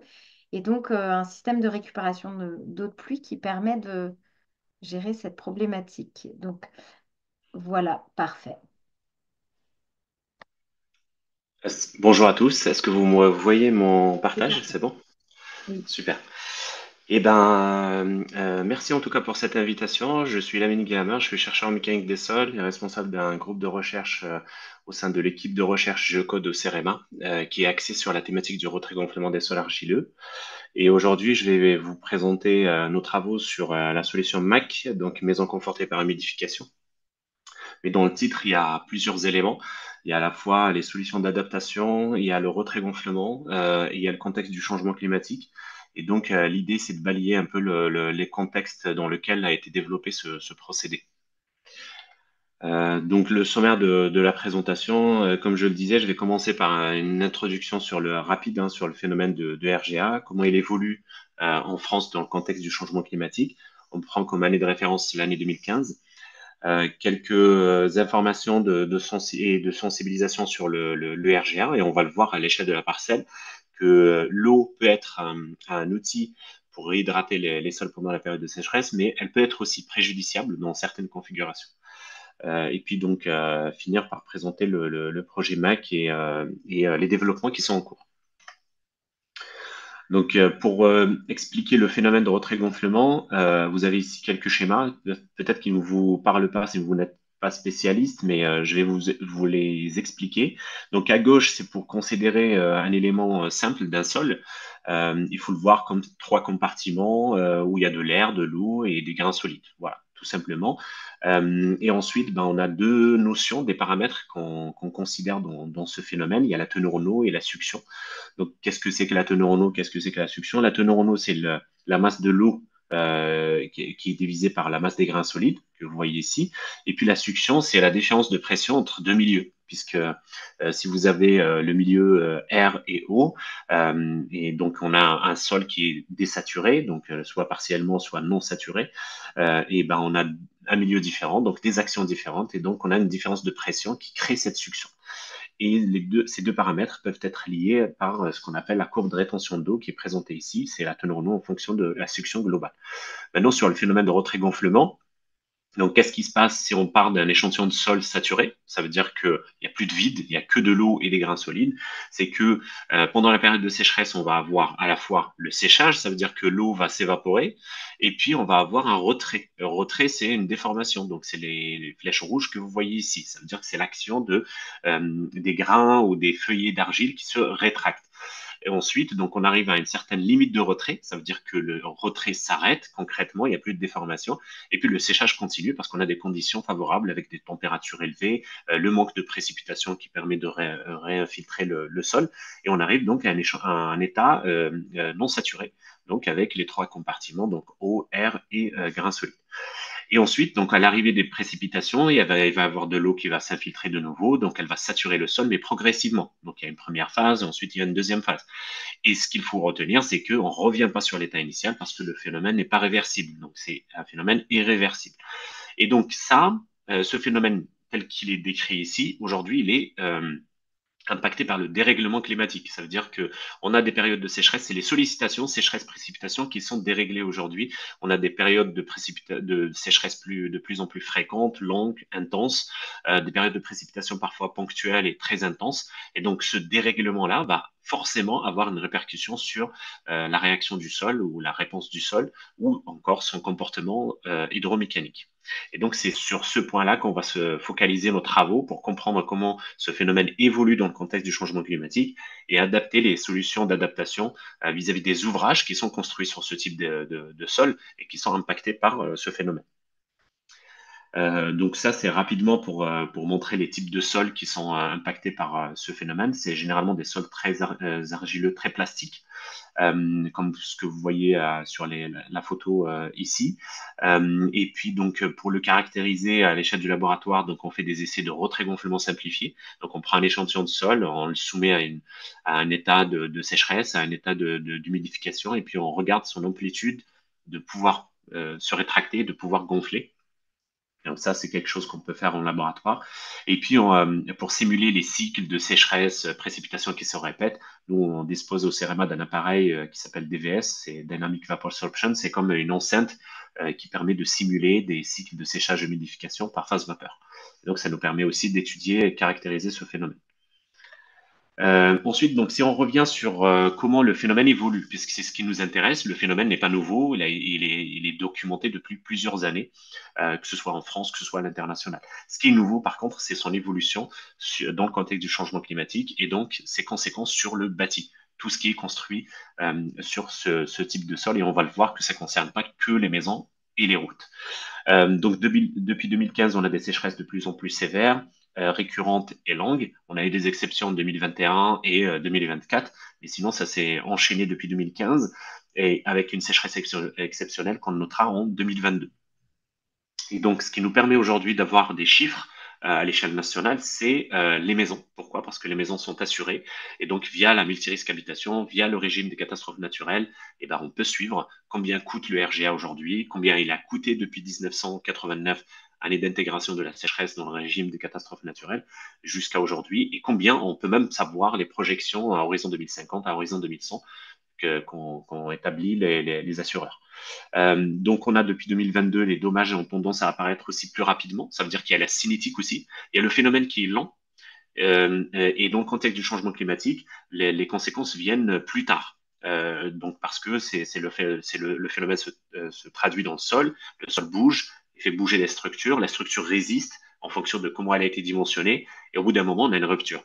Et ce qu'on constate, c'est qu'en 2022, on a constaté des dommages quasi instantanés, ça veut dire on est en pleine période de sécheresse, et là, on a observé l'apparition de fissures, et pas des micro-fissures, des fissures ouvertes de plusieurs centimètres. Donc ça aussi, c'est un marqueur des effets du changement climatique. Et puis la sinistralité augmente, et on le verra après dans quelques chiffres que je vais présenter. Et donc, si on fait un focus sur les faits marquants post-2015, on va retrouver l'expansion de la sécheresse, l'effet de la sécheresse et du RGA sur d'autres types d'infrastructures. Donc jusqu'ici, on étudiait les maisons individuelles parce que c'est des structures légères, et les routes départementales, elles sont très peu fondées. Donc les maisons individuelles, par exemple, c'est des semelles de fondation isolées ou des semelles filantes, mais ça reste très profond. Des fois, on a des semelles de fondation à 25 cm sur des sols argileux très exposés. Et donc cette expansion va toucher les pistes cyclables, qui sont construites sur des sols argileux, les ouvrages en terre, ça peut être des digues, ça peut être des barrages, les voies ferrées aussi sont concernées, et puis les réseaux enterrés. Parfois, on peut avoir des ruptures de canalisation liées à ces mouvements de retrait-gonflement. On a une extension géographique. On va voir, je vais détailler point par point. Donc, pour aller vite, je vais aller directement dans les illustrations.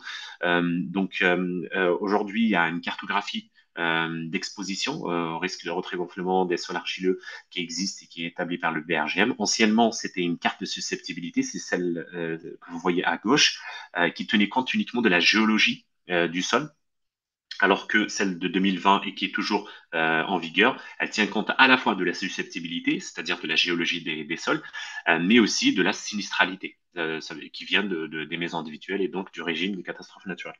Et donc on voit que on a plus de 48% des sols métropolitains qui sont exposés moyennement ou fortement, sachant que cette carte elle date de 2020. Elle inclut les données de sinistralité jusqu'en 2019. Et donc là, il y a une actualisation, une mise à jour qui est en cours en 2025, en incluant les données jusqu'en 2022. Et donc la sécheresse exceptionnelle, vous imaginez bien que ce taux va augmenter vu la dynamique de ce phénomène.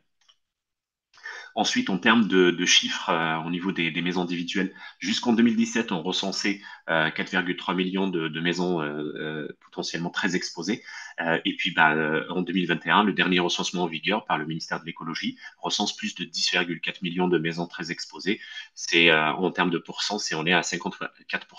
Et là aussi, c'est pareil, c'est des données qui s'arrêtent en 2019. Et donc, si on inclut les données de sécheresse jusqu'en 2022, ce chiffre va augmenter forcément. Et on peut retrouver dans la littérature aujourd'hui le chiffre de 16 millions de maisons très exposées aujourd'hui. Donc, 16 millions sur 20 millions. Donc, vous voyez à peu près le taux en pourcentage. Et donc, si on regarde la dynamique de ce que coûte le RGA aujourd'hui en termes assurantiels, vous le voyez ici, depuis 82, c'est les inondations qui coûtent le plus cher au régime des catastrophes naturelles. Et sur les 10 dernières années, ça veut dire post-2015, et c'est la sécheresse qui se place en premier, on est à plus de 54%. Et vous le voyez ici, en termes de représentation du coût de la sécheresse par rapport aux autres catastrophes naturelles qui sont prises en charge par le régime des catastrophes naturelles, on est à plus de 60% post-2015, avec un coût record de 3,5 milliards d'euros pour la sécheresse 2022. Et là où vous le voyez aussi, si on prend le top 10 des sécheresses qui ont coûté le plus cher à l'assurance, 6 sont post-2015. Donc c'est ce que vous voyez sur le graphique ici en bas. Ensuite, en termes d'expansion géographique, là, ce que vous voyez ici, c'est un comparatif par département entre ce qu'a coûté la sécheresse entre 1989 et 2015, et puis post-2015 jusqu'en 2021. On n'inclut pas encore la sécheresse 2022. Ce qu'on remarque, c'est que pour ces trois régions ici, dans le Grand Est, dans les Bourgogne-Franche-Comté et Auvergne-Rhône-Alpes, le coût de la sinistralité a été multiplié par 10 dans ces régions, rien que en comparant avec cette période post-2015. Un autre facteur aussi, c'est la progression, la propagation de la dessiccation des sols en profondeur. Ça veut dire que ça ne touche pas que le premier mètre ou les 2 premiers mètres. Là, ça peut aller plus loin. Nous, au CEREMA, on a des instrumentations in situ sur les routes, sur les maisons, qui nous montrent que la dessiccation peut aller jusqu'à 3 mètres, ça peut aller jusqu'à 4 mètres de profondeur. Et en présence de la végétation en proximité, ça peut aller jusqu'à 5 mètres de profondeur, parce que, on va en parler après, les racines ont tendance à accentuer cette dessiccation.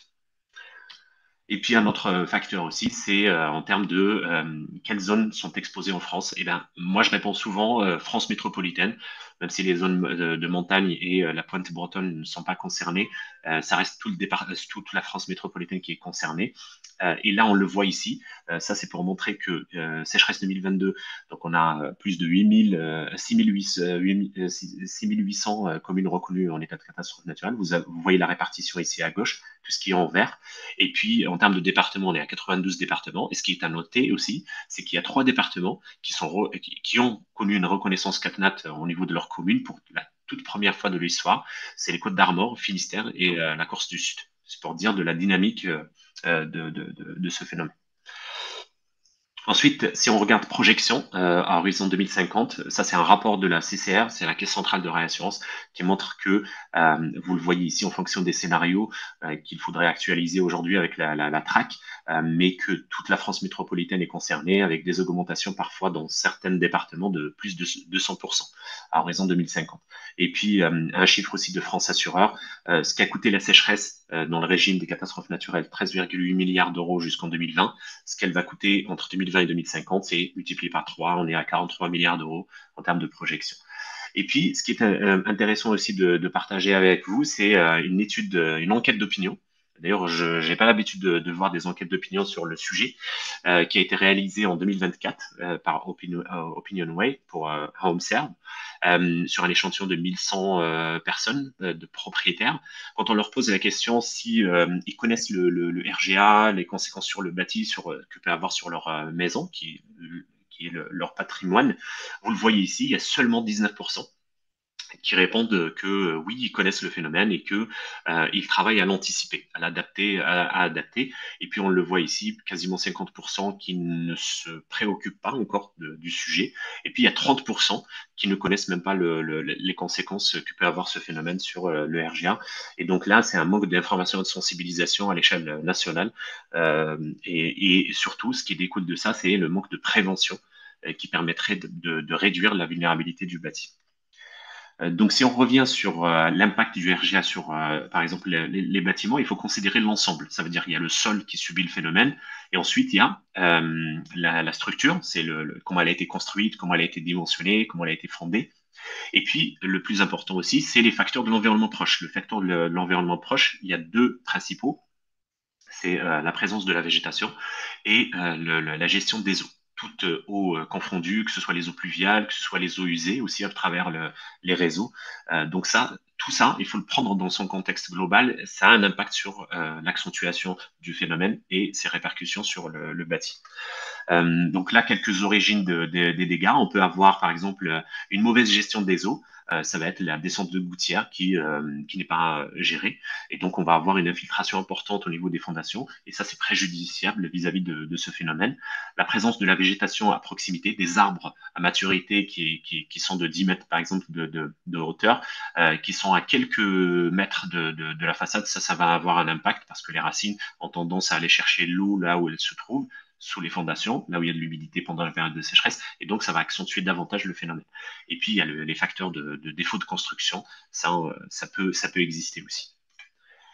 Et donc si on regarde le point de prévention aujourd'hui, c'est que on connaît le sujet, on connaît son aggravation, mais ce qui manque, c'est informer, sensibiliser et surtout mettre en place des mesures préventives. Pourquoi mettre en place des mesures préventives? C'est pour éviter d'arriver à ces cas de figure. Là, vous avez une maison qui est dans une commune qui a connu une inondation puis une sécheresse, donc passer de l'extrême à l'extrême, les sols argileux, c'est très préjudiciable vis-à-vis des constructions. Ça a commencé avec une micro-fissure au niveau de cette construction, qui est d'ailleurs la construction principale, c'est pas une extension. Et vous le voyez ici, faute d'avoir mis en place des mesures préventives, d'être déjà au préalable informé, sensibilisé, d'avoir mis des mesures préventives, d'avoir corrigé les facteurs de l'environnement proche, ou d'être indemnisé par le régime des catastrophes naturelles parce que la commune n'a pas été reconnue, ça a été laissé en l'état et on voit l'aggravation ici. Donc année après année jusqu'en 2020. Donc aujourd'hui 2024, la maison elle est toujours en l'état. Il n'y a toujours pas eu de travaux qui ont été faits. La commune n'a pas été reconnue CatNat, catastrophe naturelle sécheresse. Et puis on le voit ici, on passe de micro-fissures à plusieurs fissures de l'ordre de centimètres où on était carrément le linteau pour éviter que ça s'effondre. Donc ça, c'est ce qu'il faut éviter aujourd'hui. Et puis quand on regarde l'importance des facteurs de l'environnement proche, là, vous avez un exemple de mauvaise gestion des eaux. À gauche, ici, vous avez cette maison qui fait face à un terrain en pente. Donc on a un ruissellement des eaux qui se fait, mais il n'est pas capté, il n'est pas géré. Ça veut dire que toute l'eau s'infiltre au droit des façades, donc à proximité des fondations. Et ce qu'on va constater, c'est que cette façade ici en rouge, elle va avoir tendance à s'enfoncer dans le sol. Pourquoi? Parce que là, on est face au phénomène d'effondrement mécanique. Ça veut dire que le sol devient tellement gorgé d'eau que, en fait, c'est des particules en suspension. Rappelez-vous tout à l'heure le schéma eau, air et grains solides. Là, on va avoir que des grains solides qui vont être en suspension dans l'eau. Et donc, il va devenir lâche. Et sous l'effet du poids propre de la façade, ça va avoir tendance à s'enfoncer. Et donc là, on le constate au niveau du séjour. On a ici, c'est une photo de 2021. On a eu 5 cm de différence. Ça veut dire qu'il y a bien la façade qui s'enfonce et puis les portes et les fenêtres qui ne se ferment plus ou qui se ferment difficilement. Donc ça, c'est une des conséquences. Un autre exemple, c'est les photos que vous voyez ici hiver-été. C'est les aménagements qui sont faits à proximité, donc sur le pourtour de la maison. Souvent, on trouve du gravier de propreté. Ça permet de circuler sans se salir. Le problème, c'est que c'est un drainant. Et donc, quand on a des périodes de précipitation, l'eau va s'infiltrer davantage à cet endroit-là. Et donc, il y a une saturation qui se fait. Là, vous le voyez ici, ça va former des piscines ici, parce que le sol est tellement gorgé d'eau que l'eau ne s'infiltre plus. Et donc, ça, c'est problématique. Ça va faire que pendant la période d'été, on va avoir plutôt une sécheresse et donc des fissures importantes. Là, on ne le voit pas sur les photos, mais il y a des fissures importantes, on peut passer sa main. Et donc, de passer de cet extrême à cet extrême à proximité des fondations, ça va faire que c'est préjudiciable vis-à-vis de la maison. Et juste entre parenthèses, ça, c'est exactement l'exemple que je vous montre ici. Voilà. Donc, ces conséquences-là, eh ben, elles viennent de cet exemple-là, de mauvaise gestion des eaux autour des fondations. Donc, en termes de prévention, aujourd'hui, il y a des recommandations. Donc, c'est pas la norme, c'est des recommandations à mettre en place, qu'on peut mettre en place en tout cas pour réduire la vulnérabilité du bâti. Donc, tout ce qui est gestion des eaux, donc on est en face d'un terrain en pente, il faut prévoir un système de gestion de cette eau, il faut qu'elle aille quelque part, mais certainement pas au droit des façades ou à proximité des fondations. Et puis, tout ce qui est un réseau d'assainissement, là aussi c'est pareil, il faut faire une visite, faire un diagnostic de fuite s'il y a des fuites, donc il faut rénover. Si on rénove, de préférence déporter les réseaux et ne pas les coller aujourd'hui, ils sont au droit des façades, ça c'est ce qu'il faut éviter. Pourquoi? Pour anticiper de nouvelles fuites dans les années à venir. Et puis la végétation, l'effet de la végétation, quand on peut l'éloigner, on l'éloigne. Quand on peut remplacer la haie végétale aussi qui peut avoir un impact au niveau de racinaire sur le bâti, on le fait. Je sais que ça peut paraître paradoxal par rapport à désimperméabilisation, renaturation, donc végétalisation, mais quand on est sur des terrains argileux sensibles à ce phénomène, il faut d'abord faire un diagnostic et de faire une étude pour voir l'impact de cette renaturation, végétalisation et de cette désimperméabilisation sur les aménagements à proximité des bâtiments, des pistes cyclables et ainsi de suite. Et puis donc j'arrive au dernier point pour vous parler de notre procédé. Donc le procédé que développe le CEREMA depuis quelques années, donc maison confortée par humidification. Là l'idée c'est de se dire comment je peux éviter des dommages au niveau de ma maison pendant les périodes de sécheresse. Donc pendant les périodes de sécheresse, ça c'est le phénomène que j'ai expliqué au départ, il y a le phénomène de retrait. Donc il y a de l'eau qui manque, l'eau s'évapore, le sol bouge, se déforme, se rétracte. Et donc, il fait bouger les semelles de fondation. Comment je peux faire pour stabiliser hydriquement ce sol? Eh bien, en apportant de l'eau. Et comment je peux apporter de l'eau? Donc, il faut une ressource en eau. Donc, nous, on récupère l'eau de pluie. On la stocke dans une cuve pendant la période de précipitation.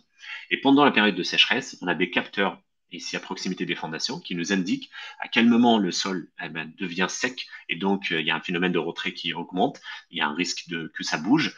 Et ben, dans ce cas-là, on donne l'information à la pompe qui va aller puiser l'eau dans la cuve et la répartir là où il faut. Donc, c'est une réhydratation à la fois ciblée, donc on sait exactement là où il faut apporter l'eau, et contrôlée. Ça veut dire que c'est contrôlé via ces capteurs-là pour dire à quel moment il faut le faire. On ne le fait pas de manière systématique ou régulière. Donc ça, en faisant ça, on réhydrate le sol. Ça veut dire qu'on lui apporte le niveau d'eau nécessaire pour qu'il soit équilibré et qu'il ne bouge pas et donc qu'il ne fait pas bouger la structure de maison. Donc on l'a testé sur une première maison entre 2016 et 2020, donc c'est des années de sécheresse. Rappelez-vous, post-2015, donc on est plein dedans. Et donc là, vous avez dans un premier prototype, d'ailleurs, on a commencé avec des cuves hors sol de 800 litres chacune. C'est ce retour d'expérience qui nous a permis aujourd'hui de dimensionner à 5 mètres cubes une cuve enterrée en termes de besoins. Après, ça peut être différent d'une région à une autre, mais ça, je vais en parler juste après. Donc on le voit ici en termes de consommation, sécheresse 2018, on est à peu près à 3 mètres cubes. 2018, on était à 4 mètres cubes. Ça, c'était 2017, 3 mètres cubes. Et vous le voyez ici, la consommation en eau de pluie. Et puis, donc, l'intérêt, c'est que pendant la période de sécheresse, la courbe rouge que vous voyez ici, c'est un fissuromètre qui montre que la fissure, elle ne se rouvre pas. Elle est stabilisée. Et c'est ce qu'on recherche sur les fissures existantes. Ça ne s'ouvre pas davantage et à empêcher l'amorce de nouvelles fissures. Donc aujourd'hui, on travaille sur le développement de ce procédé, à la fois sur vérifier sa reproductibilité. Est-ce que ce dispositif est reproductible partout, quelle que soit la nature des sols, quelle que soit quelle que soit la localisation, la météo qu'il fait localement. Et ben, c'est un projet qu'on a appelé MaxSeries, qu'on mène avec le groupe Covea. Qui consiste à déployer le procédé sur plusieurs dizaines de maisons en France aujourd'hui. Et donc, on a déjà une première maison dans la Vienne qui a été instrumentée là récemment. C'est la maison, les illustrations que vous voyez ici. Et donc, elle est équipée aujourd'hui. Des fissuromètres ont été installés sur des fissures pour suivre l'évolution de l'apport de la solution vis-à-vis de la stabilisation des fissures. Et vous le voyez ici, le système de réhydratation, c'est un système d'irrigation classique qu'on trouve dans le commerce et qui permet de réhydrater, mais progressivement, pas de manière trop agressive. Donc, il y a ce projet en parallèle. Et puis, il y a le projet MAC+. Alors, le projet MAC+, si vous vous rappelez, il y a des capteurs dans le sol qui nous indiquent à quel moment il faut déclencher la réhydratation. Nous, on travaille aujourd'hui sur capitaliser les données qu'on va avoir sur ces retours d'expérience pour demain s'affranchir de ces capteurs. Ça veut dire qu'il n'y aura plus de capteurs, donc on va alléger davantage le dispositif et on va se focaliser sur les données météo, bien sûr en ayant préalablement établi des corrélations entre la météo qu'il fait et donc l'état de dessiccation du sol pour pouvoir dire que uniquement avec les données météo, on peut contrôler le fait de réhydrater ou pas. Donc ça, c'est un projet qui est en cours aussi en parallèle. Et puis, je ne sais pas si j'ai encore un peu de temps. Je termine avec ce point. Donc, on travaille aujourd'hui sur deux nouveaux projets qui sont lauréats de l'appel à projet ADEME France 2030, le projet César et CFRGA. Donc, c'est avec un certain nombre de partenaires. C'est juste pour faire le point sur le projet César, puisqu'il peut concerner tous les acteurs. Donc, c'est un partenariat entre le CEREMA et le BRGM sur 5 ans. Et l'objectif, c'est de développer un réseau d'instrumentation, de stations d'instrumentation, stations météo, plus des données d'humidité des sols, qui n'existe pas aujourd'hui en France. Donc, si vous voulez, Météo France aujourd'hui dispose que de 19 stations. Elles sont toutes localisées ici à côté de Toulouse, dans le sud-ouest de la France, et qui mesurent l'humidité des sols uniquement à 30 cm de profondeur. Donc ça, aujourd'hui, dans le contexte du changement climatique, c'est pas suffisant, ni en termes de représentativité, ni en termes de profondeur de dessiccation. Et donc, l'objectif de ce projet, qui est un projet de bien commun, ça veut dire que l'outil qu'on va développer va être accessible à tout le monde, grand public, d'ici 5 ans. Et donc, l'objectif, c'est de disposer d'un outil qui nous permet d'anticiper le niveau de la sécheresse des sols en France grâce à ces stations qui mesurent l'humidité jusqu'à 2 mètres de profondeur. Et après, donc l'intérêt, c'est qu'il soit utilisé par différentes parties prenantes. Météo France pour mieux documenter l'indice de SUI, c'est le Soil Witness Index qui est utilisé pour la reconnaissance des catastrophes naturelles. Les agriculteurs pour mieux anticiper, mieux gérer la ressource en eau. Les services de secours pour les incendies de forêt. Donc ça permet d'anticiper le niveau de la sécheresse des sols. Voilà, et donc là, c'est une représentation des 50 sites qu'on va déployer ces 5 prochaines années. Et merci pour votre attention. Merci beaucoup, Lamine Iguilameur. C'était extrêmement intéressant. Est-ce qu'il y a des questions sur sur cette partie de retrait-gonflement des argiles, conséquences, constats? Il y a des partages complémentaires peut-être aussi sur des territoires quand vous avez des retours à ce sujet? Oui. Alors, je propose qu'on continue avec Benoît Delin. Et puis, de toute façon, s'il y a d'autres questions avant qu'on termine, on reviendra vers des questions complémentaires. Alors, Benoît, je vais faire le partage d'écran pour vous. Alors, hop, je suis pas sur le bon partage. Voilà. Hop.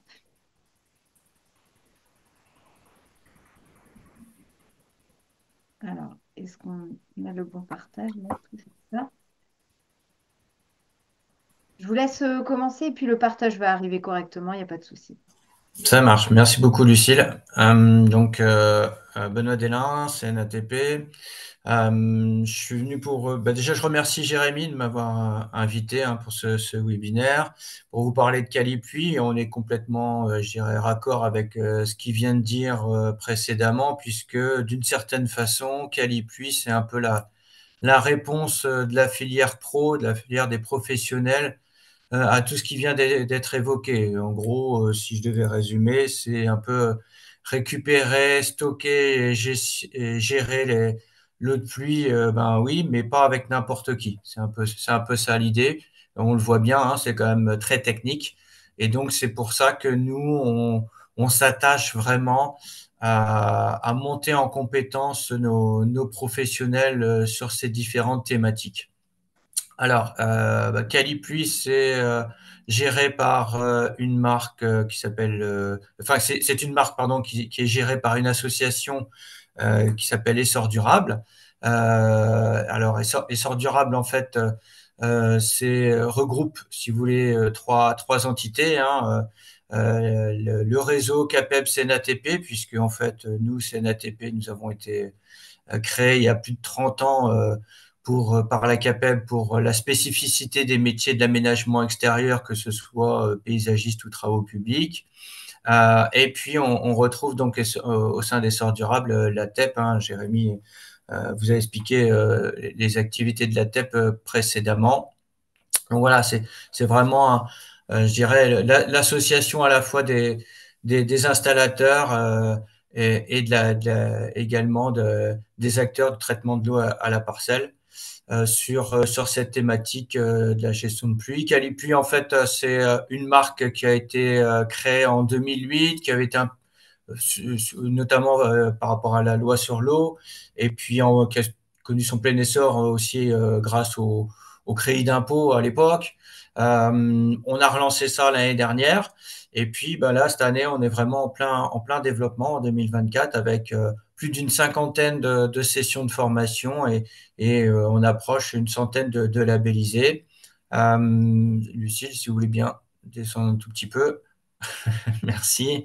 Voilà, le Calipuy part en fait d'un simple constat hein, qui est de faire en sorte que l'eau ne soit pas un déchet, mais au contraire une ressource et non pas un simple déchet qu'on évacue à l'égout. Ensuite, si on voit l'aspect suivant, Jérémy en a parlé au niveau du marché. Hein. Je ne vais pas trop m'épancher dessus puisque Jérémy vous a présenté tout à l'heure les différentes solutions, les différentes techniques, que ce soit l'aspect pour limiter le ruissellement des eaux, maîtriser les pics de pluviométrie, réduire les surfaces imperméables et surtout aussi gérer l'eau de pluie le plus près du point où elle touche le sol. Et enfin aussi, et Bernard en a parlé tout à l'heure, hein, l'aspect végétal, hein, puisque là aussi, dans Calipuy, il y a aussi l'aspect toiture végétalisée. Voilà un petit peu pour le pourquoi de la marque Calipuy. Au niveau des usages, là aussi, je ne vais pas redire ce que Jérémy a expliqué tout à l'heure. Donc, on a un décret qui est depuis le 1er septembre qui est venu quand même favoriser, je dirais, les usages et renforcer les usages.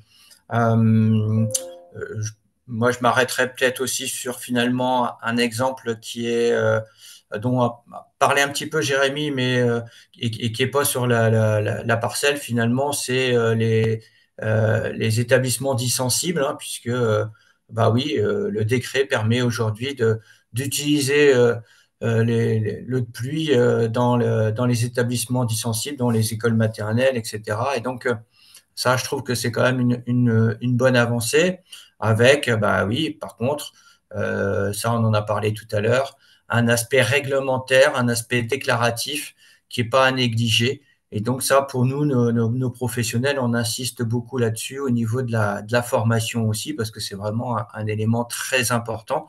C'est de bien que le professionnel informe bien son client sur tous les aspects déclaratifs. Ensuite, sur les entreprises qui sont concernées par la marque Calipuy, hein, qui est, je vous le rappelle, une marque déposée, une marque collective, hein, déposée à l'INPI. On retrouve les entreprises de travaux publics qui peuvent être intéressées par cette thématique. On retrouve bien sûr les paysagistes également. On retrouve les entreprises de gros œuvres.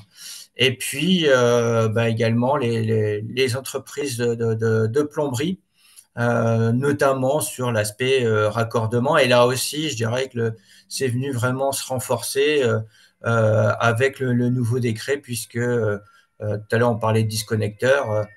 C'est des sujets qui sont franchement, enfin des notions qui sont très importantes. Et on voit même apparaître une nouvelle population, je dirais, avec les couvreurs. Et c'est pas idiot dans le sens où, comme ils assurent déjà les descentes d'eau dans la continuité, ils peuvent aussi proposer, pourquoi pas, des équipements de récupération et de stockage. Voilà un petit peu au niveau des entreprises. Comment devient-on Calipuy? Vous avez deux grosses étapes finalement. Une première étape qui est une formation de 2 jours et une deuxième étape qui est de déposer un dossier de qualification. Et au niveau des sorts durables, nous, on s'attache on a une commission et on s'attache à vérifier un certain nombre de pièces dans votre dossier. Donc, si on prend la formation de 2 jours un peu plus dans le détail, vous avez 4 demi-journées, hein, formation de 2 jours, ou professionnel. Encore une fois, je vous disais tout à l'heure, vraiment l'objectif pour nous, c'est de monter en compétence la filière pro, hein. Donc, vous avez toute la partie théorique et celle-ci est devenue vraiment encore plus importante depuis le décret, hein, puisqu'il y a tout l'aspect réglementaire. Encore une fois, hein, on forme nos professionnels pour que ils ne fassent pas n'importe quoi sur le terrain. L'aspect dimensionnement, qui est franchement ça aussi important, puisque on ne va pas même mettre le même équipement selon la pluviométrie locale, selon la typologie de toiture. Là aussi, il faut lutter contre la stagnation des eaux. Donc, ce n'est pas un bon phénomène. Donc là aussi, le professionnel apprend à dimensionner son équipement et puis je dirais aussi en fonction de la volonté du client, hein, parce que qu'est-ce qu'il veut faire finalement, en fonction de l'usage qu'il souhaite. Et puis, vous avez aussi une partie commerciale qui est quand même assez importante, c'est-à-dire que il faut aussi apprendre à faire savoir son savoir-faire. Donc ça aussi, c'est tout l'intérêt également de la marque Calipuy, sachant que ces formations sont financées par les différents OPCO auxquels cotisent nos entreprises. Donc pour un TNS qui cotise à l'URSSAF, c'est le FAFCEA. Un TNS qui cotise à la MSA, c'est Vivea. Et puis les salariés, les collaborateurs de nos entreprises peuvent aussi bénéficier de financement des OPCO, à savoir Constructis ou Ocapiat. Voilà un petit peu pour la partie formation.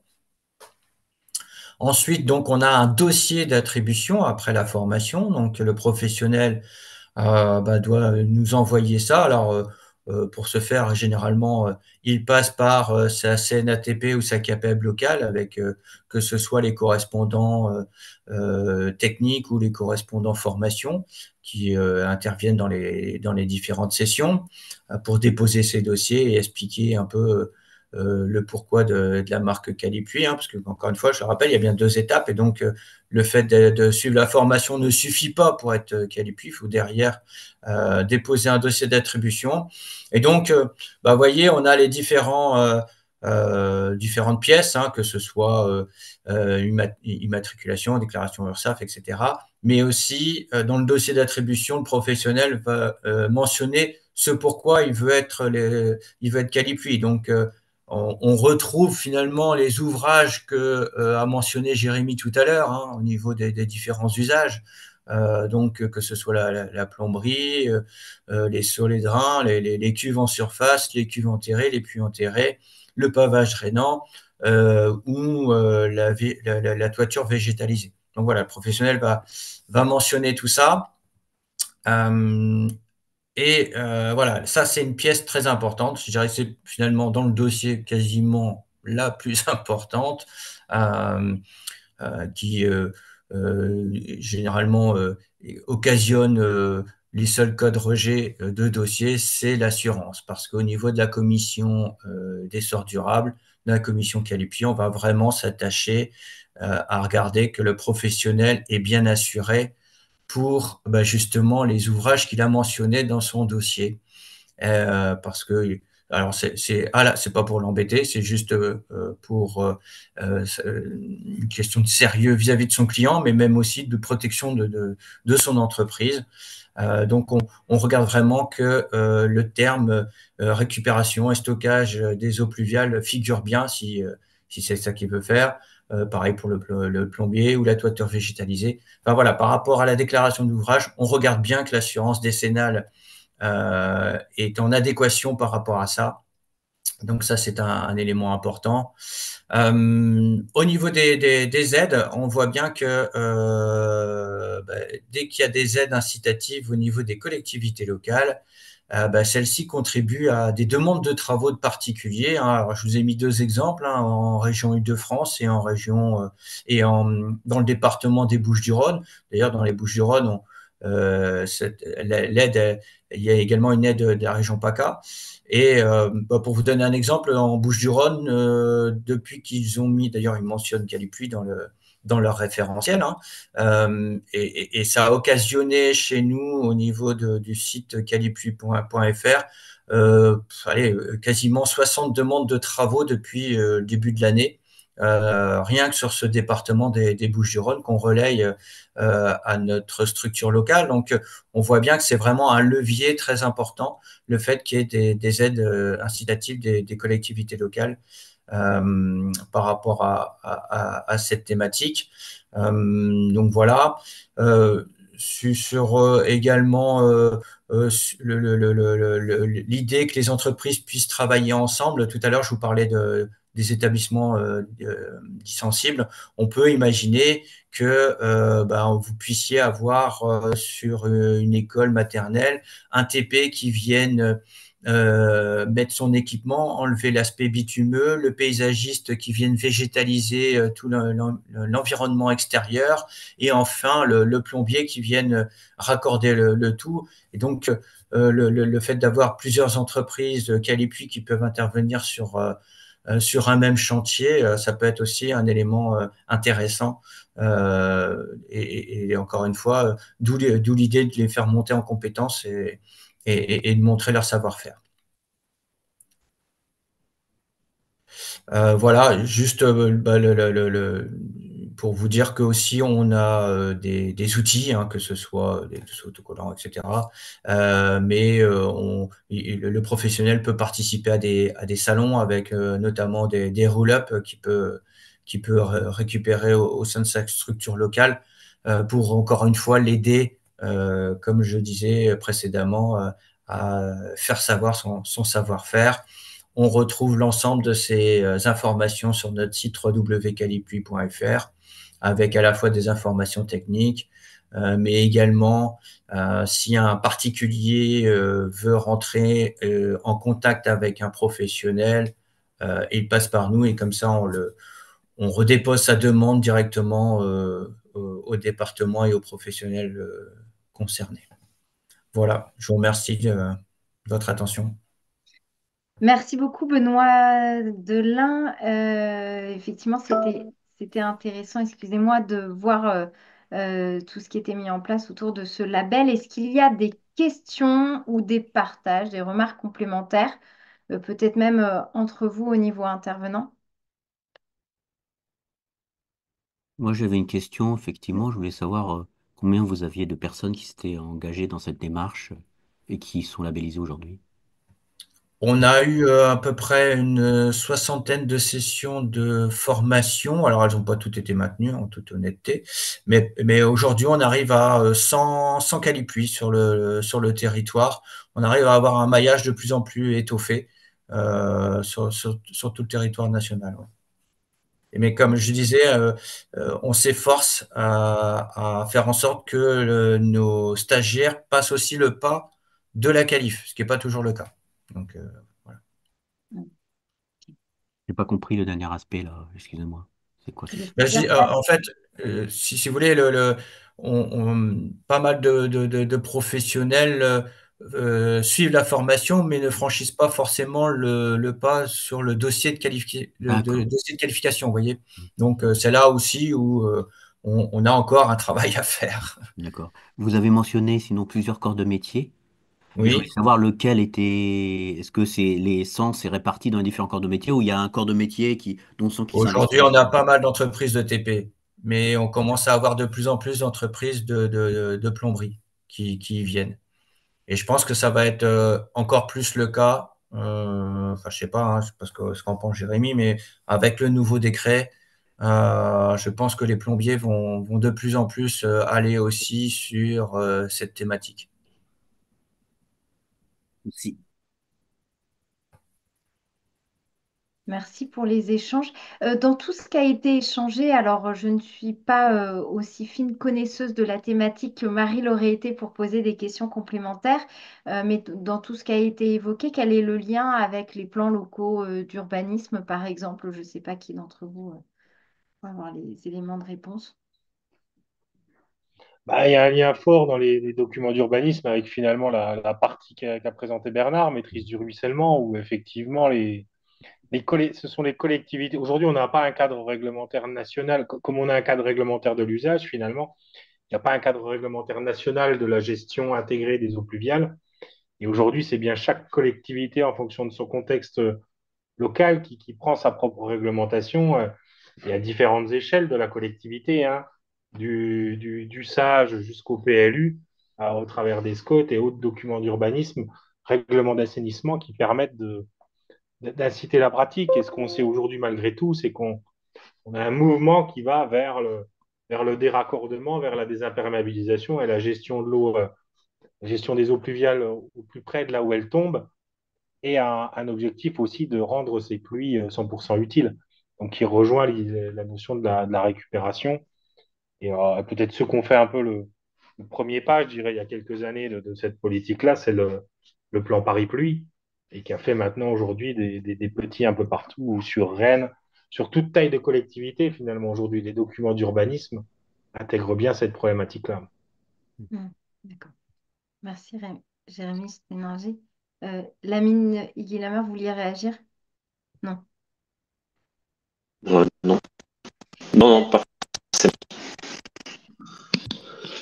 Merci. Alors, donc, je vois pas plus de questions posées à la fois sur Vimeo et sur Zoom. S'il y avait quelqu'un d'autre qui voulait prendre la parole, même oralement, c'était possible. Il est 16h24. Bah, écoutez, je vais remercier Jérémy Sténinger, Benoît Delin, Bernard de Couvello et Lamine Guilamer pour ces interventions extrêmement intéressantes, enrichissantes, je pense, pour tous, et qui permettront de donner les bases ou conforter ou voilà, apporter des éléments complémentaires à vos travaux localement. Donc, encore une fois, merci à vous. Et puis, j'excuse encore Marie Langlois-Berthelot qui n'a pas pu animer cette webconférence, mais que vous retrouverez, heureusement, dès l'année prochaine pour des nouvelles webconférences sur la communauté qui est donc celle de la communauté au pluvial. Je vous souhaite une très bonne fin de journée, de bonnes fêtes de fin d'année et puis une bonne continuation. Au revoir. Merci, au revoir. Merci Au beaucoup. revoir. Au revoir. Au revoir.